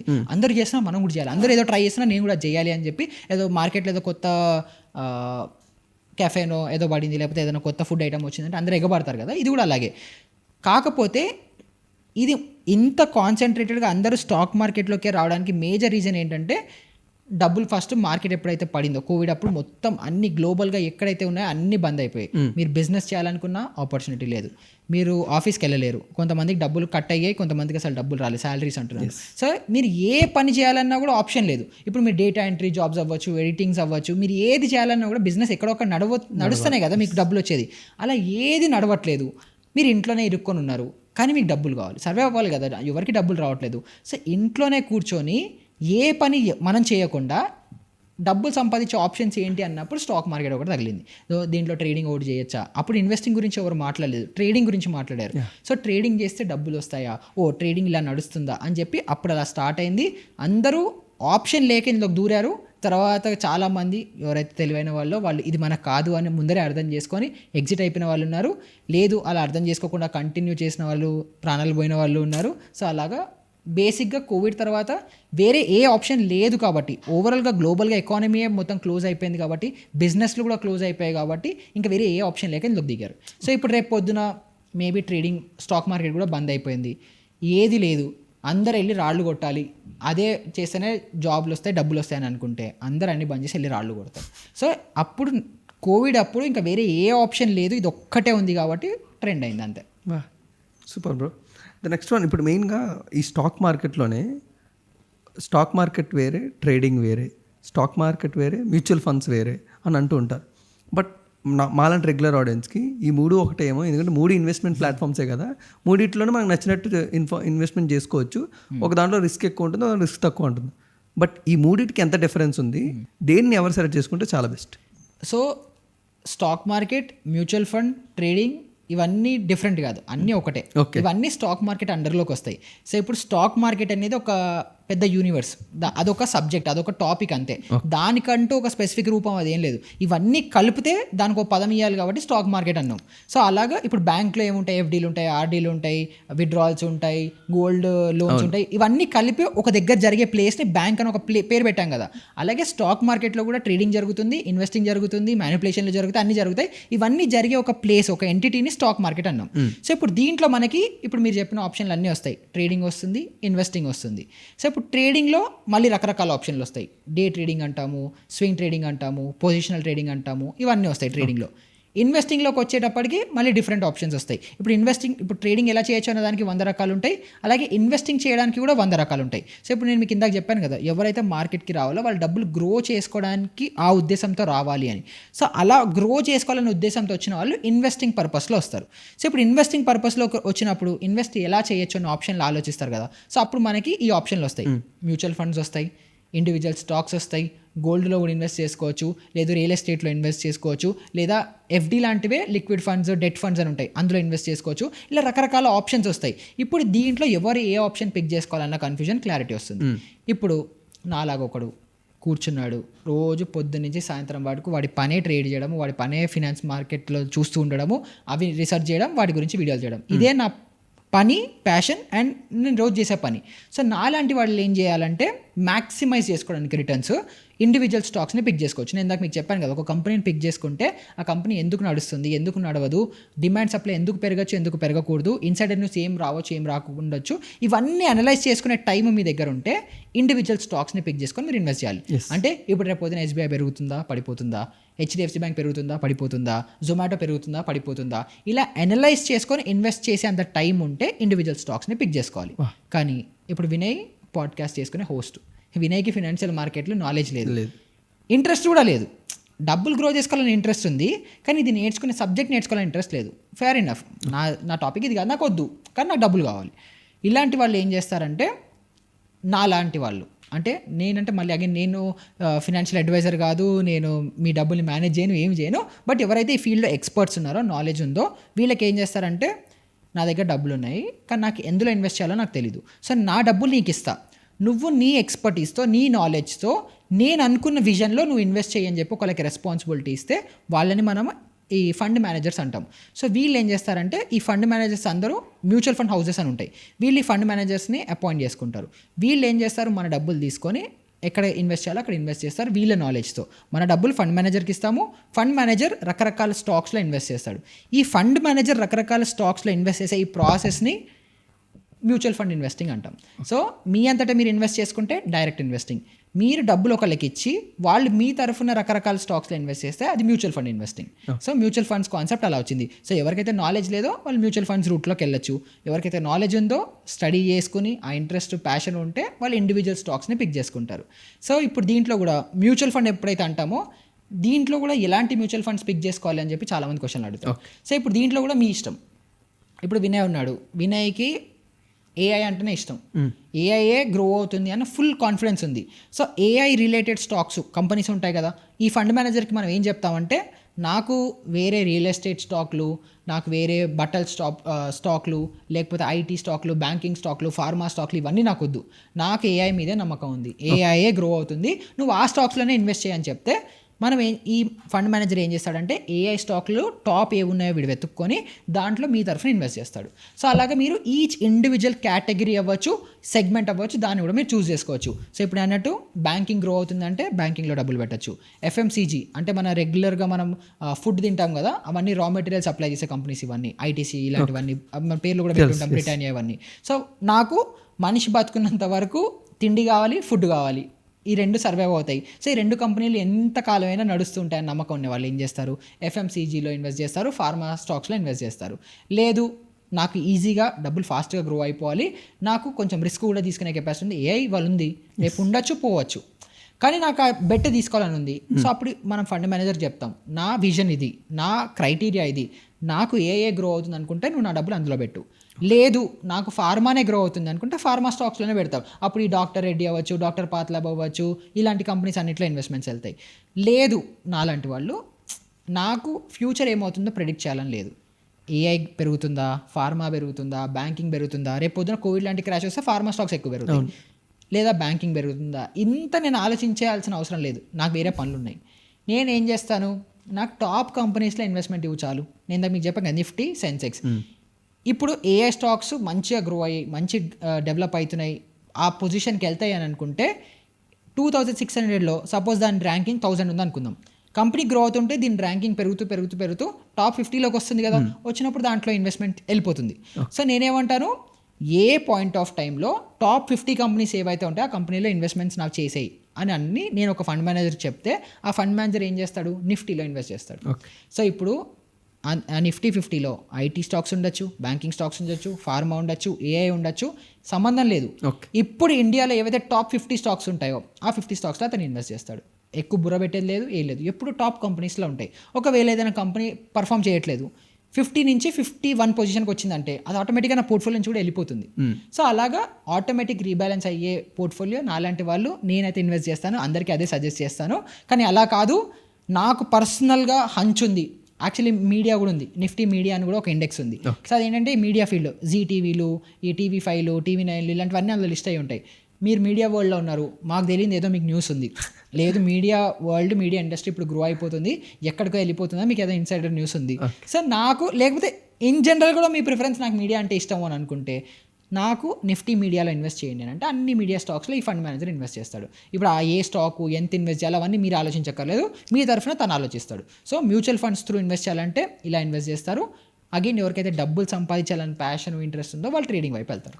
Okay, super bro. ఇప్పుడు మీరు 550 వీడియోస్ ప్లస్ ఎన్నో మార్కెట్ ఫిట్ తెలుగులో, నేను అవన్నీ చూస్తున్నప్పుడు కాన్స్టెంట్గా మీరు ఒక 3 ఎక్కువగా చెప్తూ ఉన్నారు, అవి నేను అడుగుదాం అనుకుంటున్నాను. ఓకే, ద ఫస్ట్ వన్, ఎంత ఫైనాన్షియల్ వెల్ నాలెడ్జ్ ఉన్న నిహాల్ కూడా అంత లేదు, కొంచెం ఉంది, నిఫ్టీలోనే పెడతారు, అవును, అందరిలో రిస్క్ తీసుకోరు. ద సెకండ్ వన్, అందరు ఫైనాన్స్ అడ్వైజర్లు మీకు 20,000 శాలరీ వస్తే ఎంత సేవ్ చేయాలి, ఎలా ఇన్వెస్ట్మెంట్ చేయాలి చాలా వీడియోలు చూస్తాం. అది ఎప్పుడు మీరు చెప్పరు, అలా చెయ్యొద్దని కూడా అంటారు. ద థర్డ్ వన్, ఎప్పుడు వచ్చినా క్యాపిటల్ చాలా ఎక్కువ పెట్టుకొని రండి, అప్పుడు రిటర్న్స్ చాలా ఎక్కువ ఉంటాయి. సో ఈ మూడు కొంచెం ఎక్కువగా విన్నాను. బట్ ఈ మూడింటి మీద ఎందుకు అంత స్టిక్ ఆన్ అయ్యి ఉన్నారు? ఒక మిడిల్ క్లాస్ ఏజ్డ్ పీపుల్కి ఈ రెండు కొంచెం కష్టమేమో కదా. మిగతా వాళ్ళు అక్కడ అందరూ పాయింట్ చేస్తుంటే నిహాల్ కొంచెం అక్కడ దూరం అయిపోతున్నాడేమో అనిపించింది.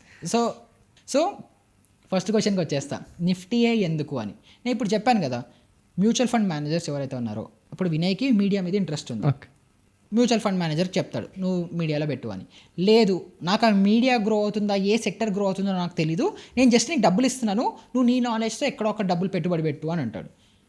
స్టాటిస్టిక్స్ ఏం చెప్తున్నాయంటే 90% మంది ఫండ్ మేనేజర్లు ఎవరైతే ఉన్నారో మన నిఫ్టీని కూడా బీట్ చేయలేకపోతున్నారు. నిఫ్టీ ఇయర్లీ 15-16% రిటర్న్స్ ఇస్తుంటే వీళ్ళు అంతా చదువుకొని ఐఐఎంలకు వెళ్ళి టాప్ ఇన్స్టిట్యూషన్స్లో అక్కడ కూడా కోట్ల శాలరీ తీసుకుంటూ నిఫ్టీ ఇచ్చే రిటర్న్స్ని కూడా వీళ్ళు ఇవ్వలేకపోతున్నారు. మరి నాకు నిఫ్టీ ఫ్రీగా ఏం లేకుండా గుడ్డిగా ఇండియాలో ఉండే టాప్ 50 కంపెనీల్లో పెడితే చాలరా బాబు, నేను నీకు డబ్బులు ఇస్తాను అంటున్నప్పుడు, అది నాకు తెలిసినప్పుడు, నేను అదే ఫీల్డ్లో ఉంటూ చూస్తూ అన్నీ చేస్తూ ఉంటే నేను మళ్ళీ ఇంకోటి ఎందుకు సజెస్ట్ చేస్తాను? నేను రీసెంట్గా ఒక వేరే ఛానల్లో పాడ్కాస్ట్ చేస్తూ కూడా కిందకు వచ్చి ఒకటి కమెంట్ పెట్టాడు, నువ్వు నిఫ్టీలో ఇన్వెస్ట్ చేయడానిక చెప్పావు, నిఫ్టీలో ఇన్వెస్ట్ చేయమని చెప్పడానిక నువ్వు వచ్చావు పాడ్కాస్ట్కి అని. నేను అంతా చూసి అంతా చేసి అంతా చూసిన తర్వాత ఇది బెస్ట్ రా అని నేనే చెప్తుంటే మీకు అది నమ్మకం లేదు. ఎందుకంటే ఫ్యాన్సీ కాదు ఇది. మనకేంటంటే ఏదో వెరైటీ కావాలి, ఫ్యాన్సీ కావాలి, నేను ఏదో డిఫరెంట్గా చేస్తుంటేనే డబ్బులు వస్తాయి అన్నది కావాలి.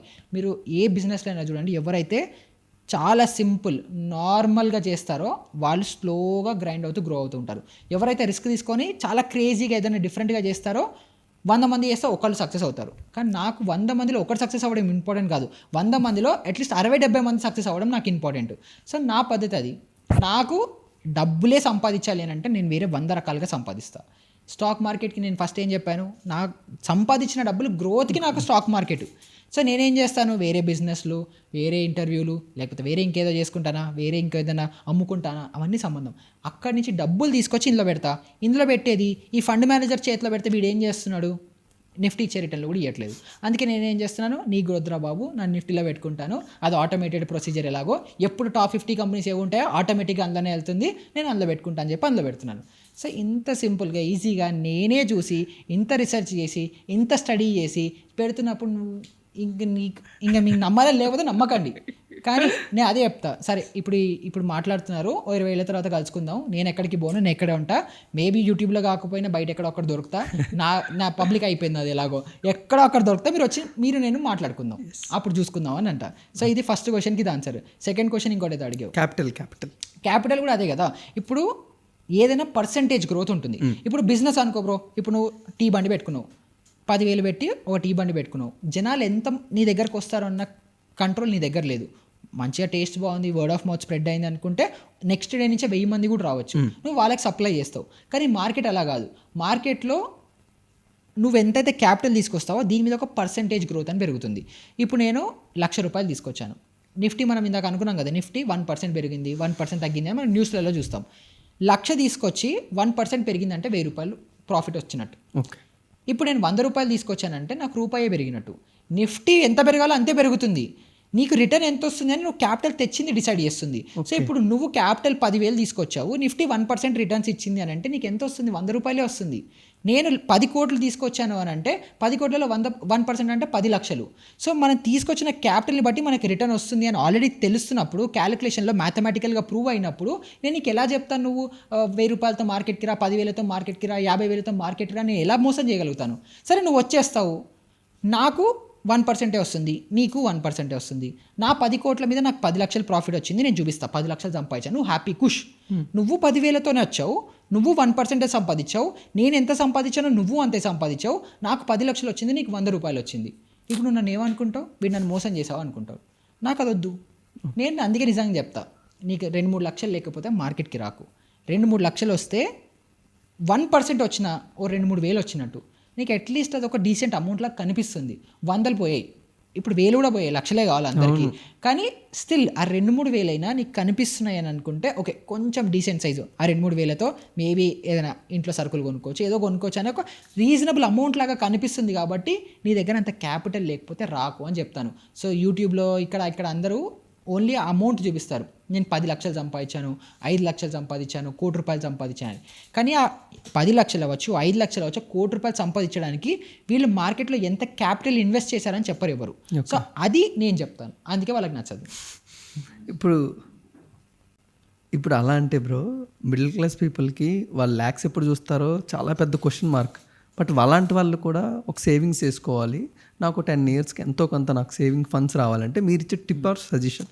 ఇప్పుడు ఎప్పుడైనా సరే ప్రాబ్లం ఎక్కడొస్తుందనంటే అందరికీ ఫాస్ట్గా ఏదో ఒకటి వచ్చేయాలి, స్లోగా ఎవరికి వద్దు, ఫాస్ట్గా వచ్చేయాలి. నేను ఇవాళ డబ్బులు పెట్టానంటే నాకు రేపటికి వచ్చేయాలి. ఇప్పుడు నువ్వే అన్నావు మన పాతకాలంలో మన పేరెంట్స్ అవ్వచ్చు, వీళ్ళు అవ్వచ్చు, ఇప్పుడు కూడా చాలామంది స్ట్రగుల్ అయ్యి చిన్నగా, మా డాడీ కూడా చాలా చిన్నగా, అసలు ఇల్లు లేదు ఏం లేదు, స్లోగా ఒక్కొక్క పైసా కూడబెట్టి ఒక స్టేజ్ వరకు వచ్చి ఇల్లు కట్టుకున్న వాళ్ళు, కార్లు కొనుక్కున్న వాళ్ళు అన్నీ అలాగే చేశారు.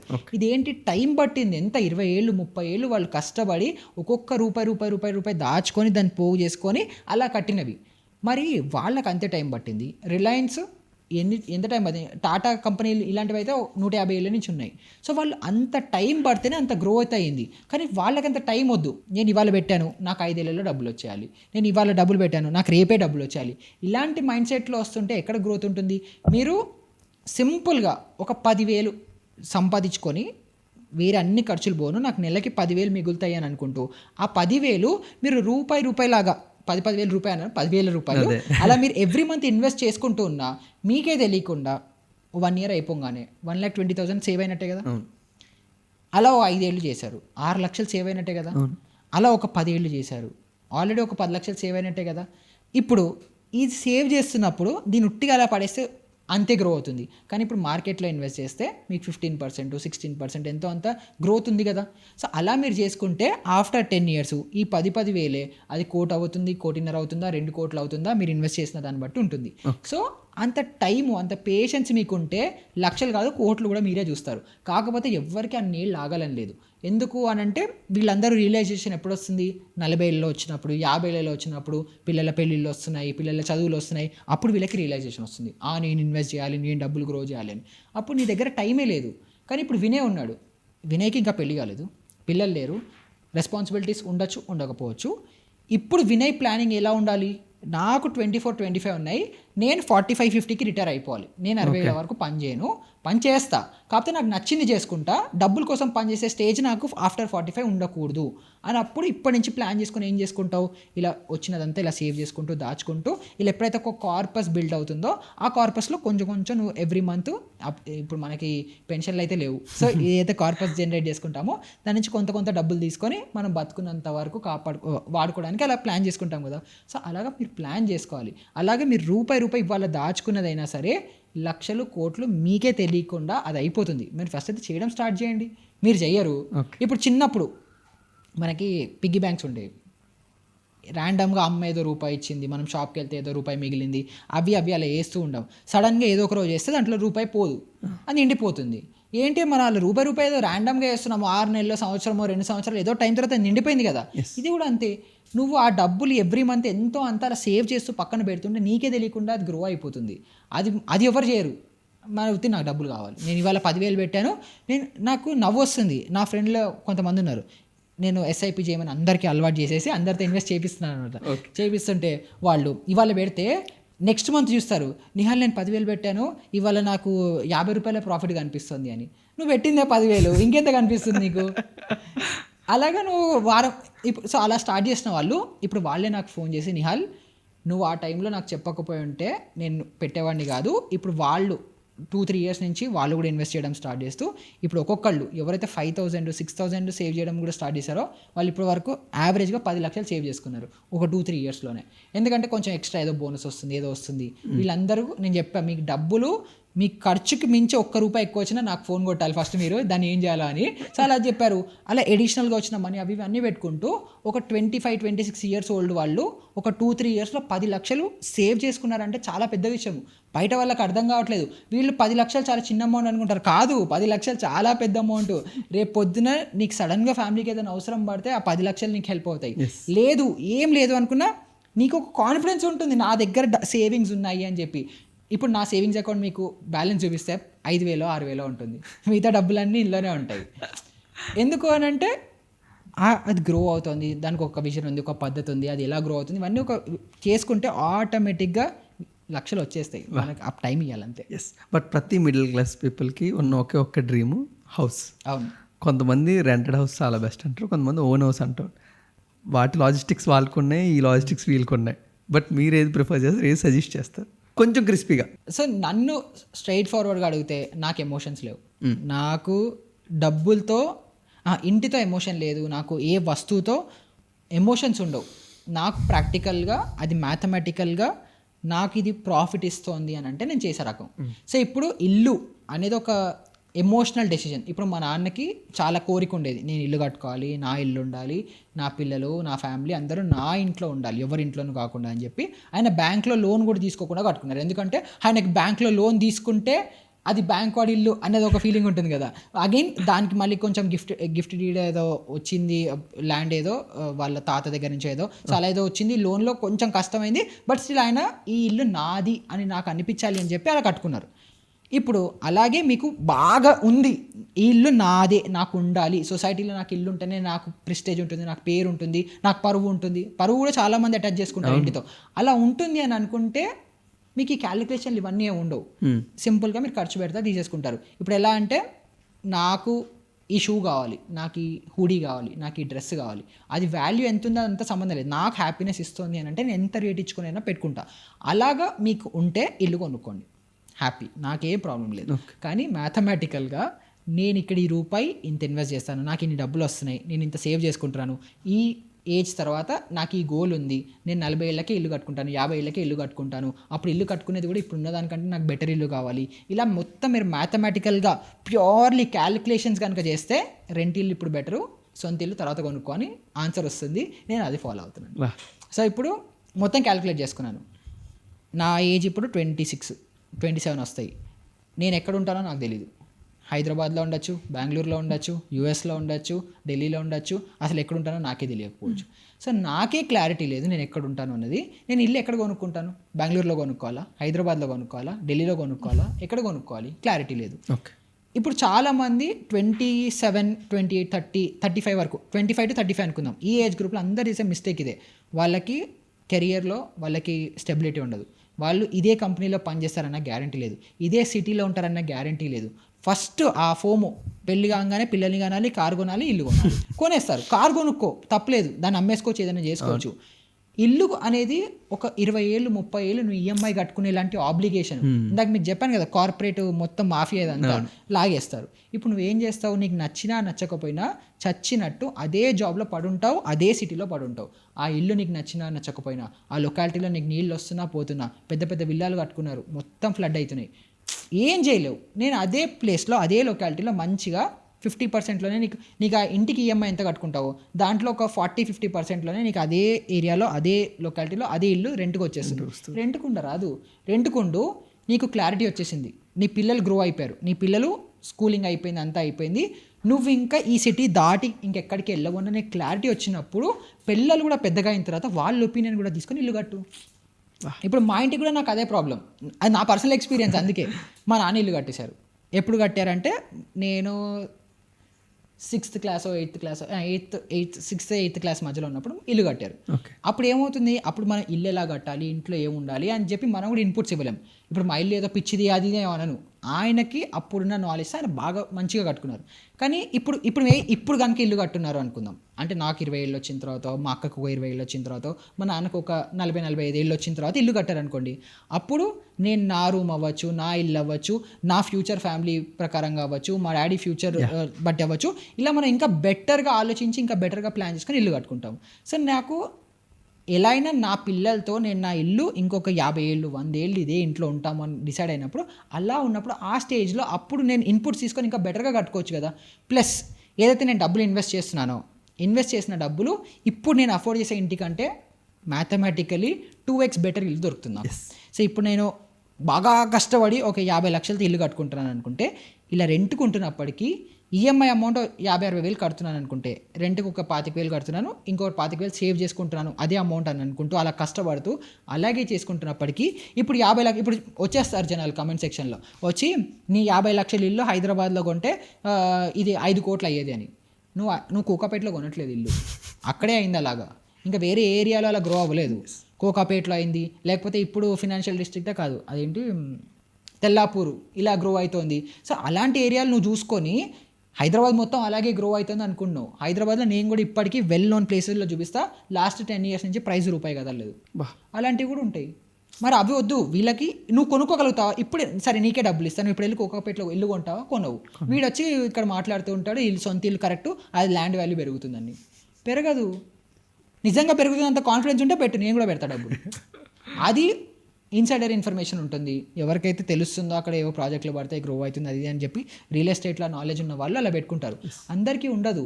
నువ్వు బుక్ అవుతావు, అందులో కూడా నువ్వు మళ్ళీ ప్రాబబిలిటీ, నేను ప్రతిసారి చెప్తా, ఏ బిజినెస్లో అయినా ఏవైతే ఫస్ట్ ఒక 2-3 సక్సెస్ఫుల్ అవుతాయో అవి మనం బేస్ చేసుకొని మన లైఫ్ డెసిషన్స్ తీసుకుంటాం.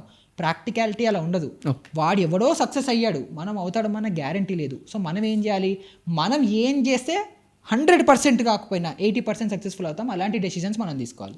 నేను రియల్ ఎస్టేట్ కింగ్ కాదు, నేను అంత next diamond next big thing ఏదో నేను పట్టుకోలేను. కాబట్టి నేను ఏం చేస్తాను, సేఫ్టీలోకి వెళ్తాను. సేఫ్టీలోకి వెళ్ళి ఇవన్నీ ప్లాన్ చేసుకొని మ్యాథమెటికల్గా నెంబర్లు కరెక్ట్ చెప్పవు రాంగ్ చెప్పవు కాబట్టి అలా క్యాలిక్యులేట్ చేసుకొని నాకు రెంటిల్లు బెటర్ అని చెప్పి నేను కూర్చున్నా. లేదు నీకు క్లారిటీ ఉంది, నాకు ఆ నమ్మకం ఉంది, రియల్ ఎస్టేట్ గ్రో అవుతుంది, నేను పెట్టినదే బంగారం అవుతుంది, ఆ నమ్మకం ఉంటే పెట్టుకో, నాకేం ప్రాబ్లం లేదు. ఆల్మోస్ట్ అన్ని ఏజ్ క్రైటీరియాస్ని అన్ని సెక్షన్స్ని కవర్ చేసుకునే క్వశ్చన్స్ కంప్లీట్ చేసాం బ్రో. ఒక సెక్షన్ ఉంది మీరు ఇప్పుడు డిస్కస్ చేయలేదు, నేను ఇప్పుడు అడిగే ఛాన్స్ రాలేదు. స్టూడెంట్స్ ఓకే ఇన్స్టెంట్ లోన్ ఆ ఫేజ్ అంతా దాటి ఎన్ని యాప్స్ ఉన్నాయి అన్నీ డౌన్లోడ్ చేసి అన్నిటికీ ప్రూఫ్స్ ఇచ్చేసి అందులో దింది ఇందులో ఇలా మేనేజ్ చేసుకొని ఈరోజు మై ఫ్రెండ్సే నా నెంబర్స్ ఇచ్చేసి వాళ్ళు కూడా అవి కట్టకుండా వదిలేసి సిబిల్ స్కోర్ డౌన్ అయిపోయి అది మీకు వచ్చి పడి అవన్నీ పడి అది ఓకే. బట్ వాళ్ళు రేపు ఫ్యూచర్లో చూడబోతుంది ఏంటి ఎలా ఉండబోతుంది అది. ఈరోజు ఇన్స్టెంట్ లోన్స్ మా టైంని మాకు ఇన్స్టెంట్గా జరగాల్సింది జరిపేస్తుంది స్టూడెంట్కి. బట్ ఫ్యూచర్లో ఒక ఫ్యామిలీ మ్యాన్ అయిన తర్వాత ఒక మంచి ఏజ్లో ఉన్నప్పుడు, ఇప్పుడు నేను కింద కథ చెప్పాను కదా బ్రో, నువ్వు 20,000 ఇన్వెస్ట్మెంట్తోనే ఎందుకు రాకండి ఎందుకు అని చెప్తావు అని. ఇప్పుడు నేను ఏం చెప్పాను, 40 ఏళ్ళు వచ్చిన తర్వాత వాడు నన్ను తిట్టుకోవద్దు అని. సో ఇప్పుడు ఇది కూడా అంతే. స్టూడెంట్ లోన్స్ స్టూడెంట్స్ అందరూ ఏం చేస్తున్నారంటే ఎక్కడ ఊర్లలో నుంచి సిటీకి వస్తారు. సిటీలో లైఫ్ స్టైల్ ఎక్స్పెన్సివ్. సో వీళ్ళు ఏమంటారు, పబ్లకు వెళ్ళాలి, షాపింగ్లకు వెళ్ళాలి, అటు తిరగాలి ఇటు తిరగాలి అని ఏదో చెప్పి వీళ్ళకి డబ్బులు బేసిక్గా అందరు ఖర్చు పెడుతున్నారు, మనం కూడా ఖర్చు పెట్టాలి అని ఒక ఫోము. ఇప్పుడు నేను కూడా 25-26 ఏజ్ గ్రూపే కదా, నాకు కూడా అలాగే తిరిగే వాళ్ళు ఉంటారు కదా, నేను ఖర్చు పెట్టాను, నువ్వు ఎందుకు ఖర్చు పెడుతున్నావు? అలాగా ఫస్ట్ మన డబ్బులు మన కంట్రోల్ మనం ఉండాలి. మనం ఎంత ఖర్చు పెట్టాలి ఎంత ఖర్చు పెట్టద్దు అని చెప్పి మనకు ఒక క్లారిటీ ఉండే డిసిప్లిన్ ఉండాలి. సో అలా ఉన్నప్పుడు ఫస్ట్ ఇలా ట్రాప్లోనో లోన్లోనో పడరు. సెకండ్ పడిపోయారని అనుకుందాం, ఇందులో డబ్బులు నష్టము సిబిల్ స్కోర్ ఇవన్నీ స్టిల్ నా దృష్టిలో ఎప్పుడు అప్పుడు రికవర్ అవ్వచ్చు, ఏదో అవ్వచ్చు, బయటకు వస్తారు. దీని డార్క్ సైడ్ ఇంకోటి ఉంది, అది ఇంకెవరు మాట్లాడట్లేదు, అది ఎందుకు రావట్లేదు కూడా తెలియదు, అది సూసైడ్స్. సో ఇప్పుడు మీరు ఎనీ ఇన్స్టెంట్ లోన్ యాప్స్ తీసుకున్నారు, అందులో కొన్ని జెన్యూన్ ఉన్నాయి, మనకి అది కంపెనీ బజాజ్ ఫినాన్స్ లేకపోతే ఇలాంటి వాళ్ళు కూడా కొంతమంది ఇస్తారు, ఎన్బిఎఫ్సిస్ అలాంటివి స్టిల్ ఓకే, మీరు ట్రస్ట్ చేసుకొని తీసుకోవచ్చు. వాడు మీ సిబిల్ స్కోర్ తీస్తాడు, మీ ఇంటికి వస్తాడు, కొడతాడు, అన్నీ చేస్తాడు, బట్ మీ లైఫ్కి డేంజర్ లేదు. కానీ ఈ చైనీస్ యాప్లు లేకపోతే కొన్ని ఇంటర్మీడియట్ యాప్స్ ఉంటాయి, ర్యాండమ్ యాప్స్ ఉంటాయి, దాంట్లో ఏంటంటే మీరు ఫస్ట్ యాప్ డౌన్లోడ్ చేయగానే మీకు డబ్బులు ఇస్తాడు, కానీ ఇచ్చే ముందర మీ ఫోన్లో ఉన్న పర్మిషన్లు అన్నీ తీసేసుకుంటాడు, గ్యాలరీ యాక్సెస్ తీసేసుకుంటాడు, కాంటాక్ట్స్ యాక్సెస్ తీసుకుంటాడు, అన్నీ చేస్తాడు. నాకు పర్సనల్గా అగైన్ నేను ఓకే లొకాలిటీ చెప్పను, బట్ నా సర్కిల్లో నాకు తెలిసిన ఒక రెస్పెక్టెడ్ ఫ్యామిలీ ఒక ఆయన 5,000 తీసుకున్నారు అంతే, జస్ట్ 5,000 తన ఫోన్ యాక్సెస్ తీసుకొని ప్రతి ఒక్క రిలేటివ్కి ఫోన్ చేసి తన పేరు మీద ఫోన్ చేసి ఇలా వీడి డబ్బులు తీసుకున్నాడు, వీడంత వేస్ట్గా ఎవ్వడు లేదని చెప్పి బండ బూతులు మొత్తం వాళ్ళ కాంటాక్ట్ లిస్ట్లో ఉన్న వాళ్ళందరికీ ఫోన్ చేసి తిట్టడం ఒక పక్కన పెడితే, మొత్తం కాంటాక్ట్ లిస్ట్లో ఉన్న ఫోటోలు అనేది తీసి తనకు ఒక అమ్మాయి ఉంది, ఆ అమ్మాయి ఫోటోలు కూడా మొత్తం తీసి మొత్తం మార్ఫ్ చేసి ఈ ఫ్యామిలీ కాంటాక్ట్ లిస్ట్ మొత్తం అందరికీ వాట్సాప్లో పంపించాడు. ఇప్పుడు వాళ్ళ ఫ్యామిలీ నాకు తెలిసిన ఈ ఇన్సిడెంట్ జరిగి 6 months అయింది. ఇంటి నుంచి బయటికి కూడా రావట్లేదు. ఆ అమ్మాయి స్కూల్కి వెళ్ళట్లేదు. ఆ అమ్మాయి బయట మొహం చూపించుకోలేకపోతుంది జస్ట్ 5,000 రూపీస్ కోసం. సో ఇలాంటి డార్క్ సైడ్ ఎవరికి అర్థం కావట్లేదు. వీళ్ళు ఏమనుకుంటారంటే ఏముందిలే అనుకుంటారు. చాట్స్ బయటకు వస్తాయి. ఎవ్వడూ అంత స్ట్రైట్ లేడు ఇప్పుడు ఈ మధ్యన. స్కూల్ పిల్లలు స్ట్రైట్ లేరు, కాలేజ్ వాళ్ళు స్ట్రైట్ లేరు, ఏది లేదు. ఏదో ఒక చాటో, ఏదో ఒక ఫోటోనో, ఏదో ఒక వీడియోనో, ఏది లేకపోయినా మొత్తం స్ట్రైట్గా ఉన్నా కూడా వాడు మార్చేస్తాడు కదా. వాడు మార్చేసి ఇలా బ్లాక్మెయిలింగ్ నడుస్తుంది. ఇది ఒకవేళ మీ దగ్గర డబ్బులు ఉన్నాయని వాడికి అర్థమవుతుంది అంటే ఎక్స్టార్షన్ చేస్తారు. నువ్వు 5,000 తీసుకుంటే 50,000, 5 లక్షలు కూడా లాగేస్తారు. నీ దగ్గర డబ్బులు లేవు అనుకుంటే టార్చర్ చేస్తారు. మెంటల్గా, ఫిజికల్గా అన్ని విధాలుగా టార్చర్ చేస్తారు. ఇది ఫస్ట్ ఎవడు అర్థం కావట్లేదు. ఇదైతే ఇమ్మీడియట్గా మీ లైఫ్ స్పాయిల్ అయిపోయినట్టే. ఇది ఫస్ట్ ఎఫెక్ట్. సెకండ్, నువ్వు అన్నది మంచి యూస్ కేసు. అంటే ఇలా బజాజ్ వాళ్ళు, హెచ్డిఎఫ్సి వాళ్ళు ఇలాంటి వాళ్ళు ఇచ్చే ఇన్స్టెంట్ లోన్ యాప్స్ తీసుకుంటే అప్పుడు మీకు ఇలాంటి మెంటల్ టార్చర్లు ఏముండవు. అది కూడా స్టిల్ లోన్ కట్టట్లేదు అనుకుంటే మెంటల్ టార్చరే, బట్ అందులో సిబిల్ స్కోర్ హిట్ అవుతుంది, ఇవన్నీ అవుతాయి, అది కరెక్టే. ఇలా అయినప్పుడు మీరు గుర్తుపెట్టుకోవాల్సింది ఏంటంటే, ఇప్పుడు మీరు ఒక్కళ్ళే ఉన్నారు, మీకు ఏం ఫరక్ పడట్లేదు, నాకు లోన్ అవసరం లేదు అని అనుకుంటారు. రేపు పొద్దున మీ జాబ్లో నుంచి ఎవడో జాబ్ తీసేశాడు, మీరు ఏదైనా బిజినెస్ పెట్టుకోవాలనుకుంటున్నారు, మీకు ఫస్ట్ బిజినెస్లో ఆపర్చునిటీస్ దొరకవు. మీరు బిజినెస్ కోసం లోన్కి వెళ్తే సివిల్ స్కోర్ చూస్తారు, తక్కువ ఉంది, ఇయ్యరు. ఇల్లు కట్టుకోవాలనుకుంటున్నావు, హోమ్ లోన్ కోసం వెళ్తావు, లోన్ ఇయ్యరు. నువ్వు బండి కొనుక్కోవాలంటున్నావు, కారు కొనుక్కోవాలనుకుంటున్నావు, లోన్కి వెళ్తావు, లోన్ రాదు. లేదు, నేను లైఫ్లో అన్ని తప్పులే చేశాను, నేను బాగుపడాలనుకొని చదువుకోవాలనుకుంటున్నాను అంటే ఎడ్యుకేషన్ లోన్ కూడా రాదు. నువ్వు ఏది చేయాలన్నా ఇప్పుడు మన లైఫ్లో డబ్బులు కావాలి. ఆ డబ్బులు నీ దగ్గర ఆబ్వియస్లీ లేవు కాబట్టి ఫస్ట్ లోన్లు తీసుకుంటున్నావు. ఫ్యూచర్లో నువ్వు నీ లైఫ్ సెట్ చేసుకోవాలన్నా, నీకు అన్నీ నేర్చుకొని నువ్వు పద్ధతికి వెళ్ళాలనుకున్నా కూడా, నీకు డబ్బులు కావాలన్నా కూడా ఎవ్వరూ నీకు డబ్బులు ఇవ్వరు. సో అది అంత లాంగ్ టైం ఎవరికి ఆలోచించారు కదా.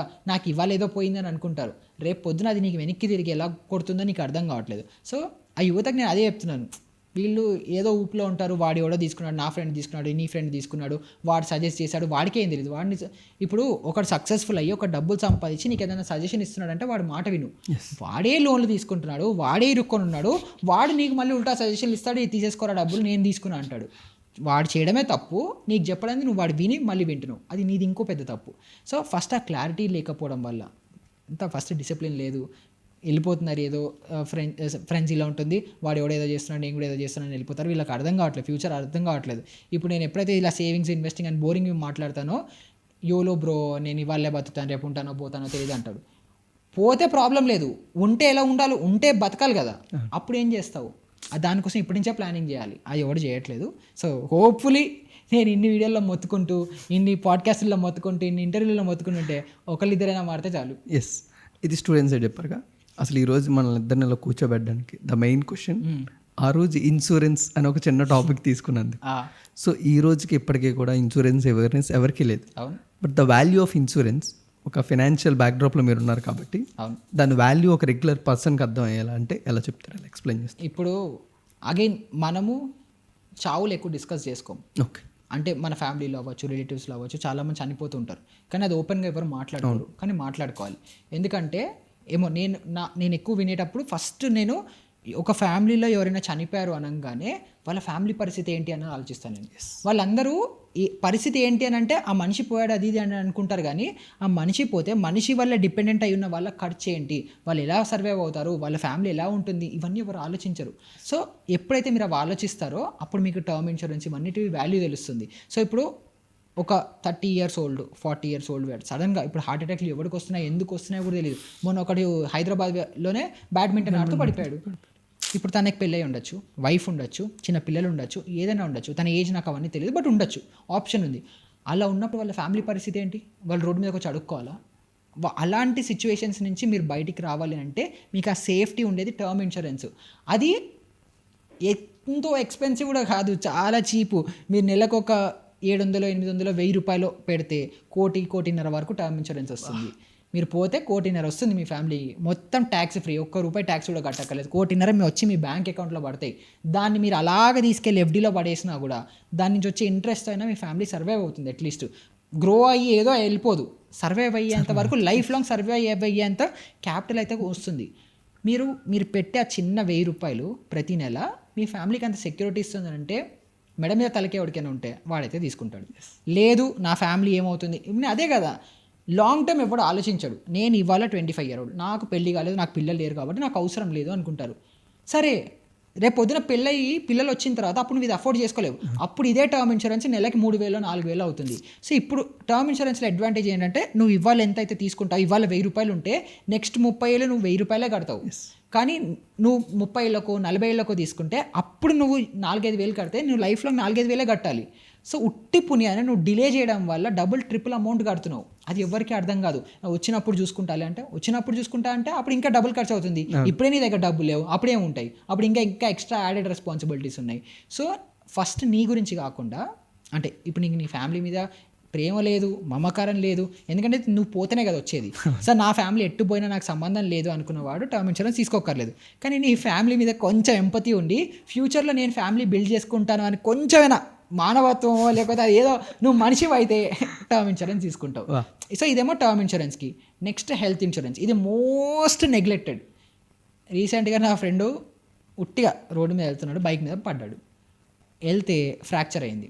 ఫ్రాక్చర్ అయితే హాస్పిటల్ అవి అన్ని పట్టీలు అన్నీ కట్టి సమ్ 60,000 65,000 ఏదో అయింది. మొత్తం మంచి ఫ్యాన్సీ పట్టి కట్టారు. 60,000 ఇప్పుడు ఉత్తి ఒక్క షాట్లో ఎగిరిపోయినట్టే కదా. దాని బదులు నెలకు 500 రూపాయలు, సేమ్ అది కూడా ఇంతే ఉంటుంది, సంవత్సరానికి 5,000 6,000 ఉంటుంది. తీసుకుంటే 5-6 లక్షలు కవరేజ్లో ఒక హెల్త్ ఇన్సూరెన్స్ వస్తుంది. నీ 500 రూపాయలు నీ 60,000 బిల్లు కాపాడింది. ఇది ఇంకా చిన్న యాక్సిడెంట్, నా ఫ్రెండ్కే జరిగింది కాబట్టి. లేదు మొన్న రీసెంట్గా మా బావకి డిఎన్ఎస్ సర్జరీ అయింది, ముక్కుది, 2 లక్షలు అయింది బిల్లు, మొత్తం ఇన్సూరెన్స్లో పోయింది. లేదంటే ఇప్పుడు 2 లక్షలు నా జేబులోంచి నేను పెట్టుకోవాల్సిందే కదా. లేదు, ఇప్పుడు ఎవరికి హార్ట్ అటాక్లు వస్తున్నాయో తెలియదు, సడన్గా ఏదో హార్ట్ పెయిన్ వచ్చింది, పడిపోయావు, హాస్పిటల్ తీసుకెళ్ళావు, ఐసీయూలో పెట్టాడు, నువ్వు అక్కడ ఉన్నావు, రోజుకి ప్రతిరోజు ఐసీయూకి 50 to 1.5 lakh. చిన్న ఐసీయూ అయితే 50,000, కొంచెం మంచి ఎక్స్పెన్సివ్ హాస్పిటల్ అయితే 1,50,000 ఛార్జ్ చేస్తున్నారు రోజుకి. ఎన్ని డబ్బులు ఎగిరిపోతాయి. నువ్వు ఇలా 10,000 5,000 కూడబెట్టుకొని చేసినదంతా ఒక్క హాస్పిటల్ బిల్లో మొత్తం ఎగిరిపోతుంది. అలా ఎగిరిపోకుండా ఉండాలంటే ఏం కాపాడుతుంది నిన్ను? హెల్త్ ఇన్సూరెన్సే కాపాడుతుంది. ఇది కూడా ఎప్పుడు లాంగ్ టర్మ్ ప్లానింగ్. నేను ఫ్యూచర్లో ఇల్లు కొందాం అనుకుంటున్నాను, ఇవాళ హెల్త్ ఇన్సూరెన్స్ ఉంటే రేపు పొద్దున నాకు ఏదైనా అవుతే హెల్త్ ఇన్సూరెన్స్ కాపాడుతుంది కాబట్టి ఈ డబ్బులు ఇక్కడ కవర్ అయిపోతాయి, నా ఇల్లు ఇంకా సేఫ్గా ఉంటుంది. మీరు ఎన్ని స్టోరీలు విని ఉంటారు, నా హాస్పిటల్ బిల్ ఖర్చు అవ్వడం వల్ల నేను కార్ కొనుక్కోలేకపోయాను, నా హాస్పిటల్ బిల్ సడన్గా వచ్చింది, నేను అనుకోలేదు, సడన్ ఎక్స్పెన్స్ వచ్చింది, దానివల్ల నేను ఇల్లు కొనుక్కోలేకపోయాను. ఏదో సడన్గా నా పిల్లలు ఉంటారు, చాలామంది పిల్లలు కూడా చాలా సిక్ అవుతుంటారు. నేను మధ్యలో ఒకటి డబ్బుకు దారేది సిరీస్ అని ఒకటి చేశాను. మొత్తం డీటెయిల్గా ఒక వ్యక్తికి ఫినాన్షియల్గా కష్టాలు ఉంటే వాళ్ళకి ఎందుకు ఉన్నాయి కష్టాలు, ఏం లోన్స్ ఉన్నాయి, అన్నీ మొత్తం డీటెయిల్గా స్టడీ చేసి వాళ్ళు దాని నుంచి బయటికి ఎలా రావాలో ఒక ప్లాన్ కూడా వేసి ఇచ్చా. సో దాంట్లో ఒక నాకు పర్సనల్గా టచ్ అయిన కేసు ఏంటంటే, ఒక చిన్న వ్యక్తి పుట్టంగానే ఒక 1-2 yearsకి ఏదో హార్ట్లో ఏదో హోల్ ఏదో స్టార్ట్ అయింది. ఆయన నెలకు ఒక 1.5-2 lakhs సంపాదిస్తున్నారు, దాంట్లో 1,50,000 పిల్లాడి ట్రీట్మెంట్కి వెళ్ళిపోతుంది. సో అలాంటి ఫినాన్షియల్ ట్రబుల్స్ మీకు రాకుండా ఉండాలంటే అన్నిటికీ కాపాడేది మీకు ఇన్సూరెన్స్లే. సో మీరు ఇన్సూరెన్స్ చాలా చిన్న అమౌంట్తో మీ లైఫ్ గోల్స్ అన్నీ అచీవ్ అవ్వకుండా ఆగిపోయేలాగా కాకుండా అవి అచీవ్ అవుతూ ఇవి కూడా కవర్ అవుతూ అన్నీ మెయింటైన్ అయ్యేలాగా చిన్న ఇన్సూరెన్స్ అమౌంట్ మీకు అవుతున్నప్పుడు, ఒక సినిమాకి వెళ్ళడానికి లక్షలు ఖర్చు పెడుతున్నారు అంటే మనం లైఫ్ టైంలో చూసుకుంటే, ఇప్పుడు రీసెంట్గా చాలా సినిమాలు రిలీజ్ అవుతుంటాయి, బెనిఫిట్ షోలు అని అవని, 200-300 ఉన్న టికెట్కి 500-1000 రూపాయలు మీరే ఇచ్చుకొని మరీ వెళ్తున్నారు. దాని బదులు ఒక్క సినిమా టికెట్ ఖర్చుతో ఒక టర్మ్ ఇన్సూరెన్స్ వస్తుంది, ఇంకొక సినిమా ఖర్చుతో ఒక హెల్త్ ఇన్సూరెన్స్ వస్తుంది. దీనివల్ల నీ లైఫ్ మొత్తం పీస్ఫుల్గా ఉంటావని అనుకుంటే చెయ్యరు. ఇప్పుడు నాకు ఈ ఫోన్ ఉంది, ఐఫోను, ఇది 1.6 lakh ఎంతో పడింది. దీని ఇన్సూరెన్స్, నా హిస్టరీ ఏంటంటే నేను ఏ ఫోన్ కొన్నానో అన్ని ఫోన్లు ఇరిగిపోయాయి, ప్రతి సింగిల్ ఫోన్. అది నాకు క్షీర ఉన్నాడు, వాకింగ్ చేస్తుంటాను, వాడు సడన్గా లాగుతాడు, ఏదో చేస్తాడు, నా దరిద్రమో ఏంటో నా ఇప్పటి వరకు విరగని ఫోనే లేదు. అందుకని ఈసారి ఏం చేసుకున్నాను, కొంచెం ఎక్స్పెన్సివ్ ఫోన్ కొన్నాను, సర్లే అని చెప్పి ఇన్సూరెన్స్ తీసుకున్నా. ఇన్సూరెన్స్ తీసుకునే పీస్ ఆఫ్ మైండ్ ఎంత ఉందంటే, ఇప్పుడు ఫోన్ మొత్తం విరిగిపోయినా, ఫోన్ పోయినా కూడా నా 1,50,000 నాకు వెనక్కి వచ్చేస్తుంది, లేదంటే ఇంకో ఫోన్ రీప్లేస్మెంట్ ఇస్తాడు. ఆ పీస్ ఆఫ్ మైండ్ చాలా ఇంపార్టెంట్. ఆ పీస్ ఆఫ్ మైండ్ ఉందనంటే నేను ఈ దృష్టి మీద ఎక్కువ ఆలోచించకుండా వేరే పనికొచ్చే వాటి మీద నా బుర్ర పెడతా. నా ఫ్యామిలీకి ఇప్పుడు సడన్గా అనేది చాలామందికి 30s 40s టెన్షన్ ఉంటుంది, సడన్గా నాకు ఏదైనా అవుతే నా ఫ్యామిలీ పరిస్థితి ఏంటి అని చెప్పి అనుకునే వాళ్ళు చాలామంది ఉన్నారు, మా డాడీ ఇంక్లూడెడ్. సో ఇలాంటి వాళ్ళకి ఇన్సూరెన్స్లు అలాంటివన్నీ ఉన్నాయనుకుంటే, ఇప్పుడు మా డాడీకి మేము ఎలా సర్వైవ్ అవుతాము, ఫినాన్షియల్గా ఎలా సపోర్ట్ ఉందని లేదు, నేను ఒకవేళ వెళ్ళిపోతాను మెంటల్ లాస్ అవన్నీ, ఆ లాస్ ఎలా ఉంటుంది అని చెప్పి ఆయన ఎక్కువ ఆలోచిస్తాను, ఎందుకు అవసరం లేదని చెప్తే ఆయన నమ్మట్లేదు, బట్ స్టిల్ అలా ఉంటుంది. సో అలాగా చాలామందికి 30s 40s ఉండే వాళ్ళకి నా పిల్లల ఫ్యూచర్ ఏంటి, వాళ్ళకి చదువుకోవాలనుకుంటే ఎలా ప్లానింగ్ చేసుకోవాలి, సడన్గా డబ్బు అవసరం వస్తే ఎలా పే చేసుకోవాలి, ఇలాంటి 100 ఆలోచనలు ఉంటాయి. ఇదే మేజర్ స్ట్రెస్. ఈ స్ట్రెస్లో మీరు ఉంటే మీరు ఇంకా లైఫ్లో ఎక్కడ గ్రో అవుతారు, ఎక్కడ ప్రొడక్టివ్గా మీరు నేర్చుకోగలుగుతారు, ఇవన్నీ చేయరు కదా. సో అలాంటి ప్రెషర్లు, అన్నెసెసరీ ప్రెషర్లు మీకు ఉండొద్దు అనుకుంటే ఇలాంటి ఇన్సూరెన్స్లు, ఇన్వెస్ట్మెంట్ ప్లాన్లు, ఫ్యూచర్ ప్లానింగ్, కొంచెం ఫినాన్షియల్ ప్లానింగ్ అన్నీ వేసుకొని పెట్టుకుంటే లైఫ్ కొంచెం హాయిగా స్మూత్గా వెళ్ళిపోతుంది.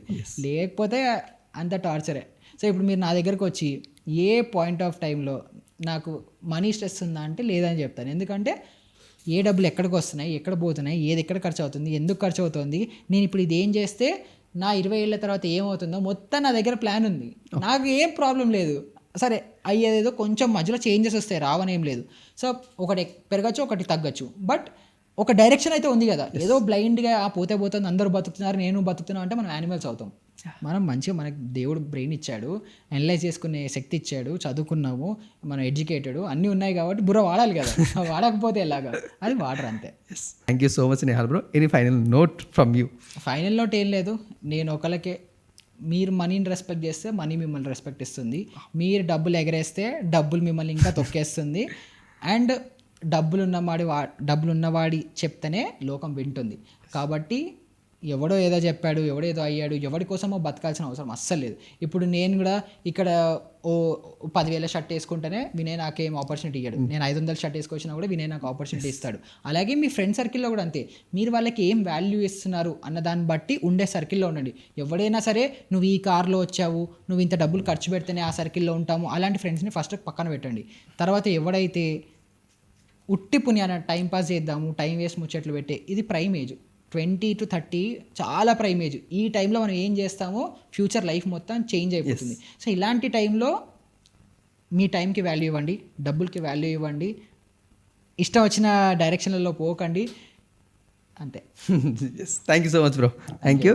సో గైస్, మరొక ఇంట్రెస్టింగ్ పాడ్కాస్ట్ ఎపిసోడ్తో మళ్ళీ మనందరం కలుసుకుందాం. Thank you so much.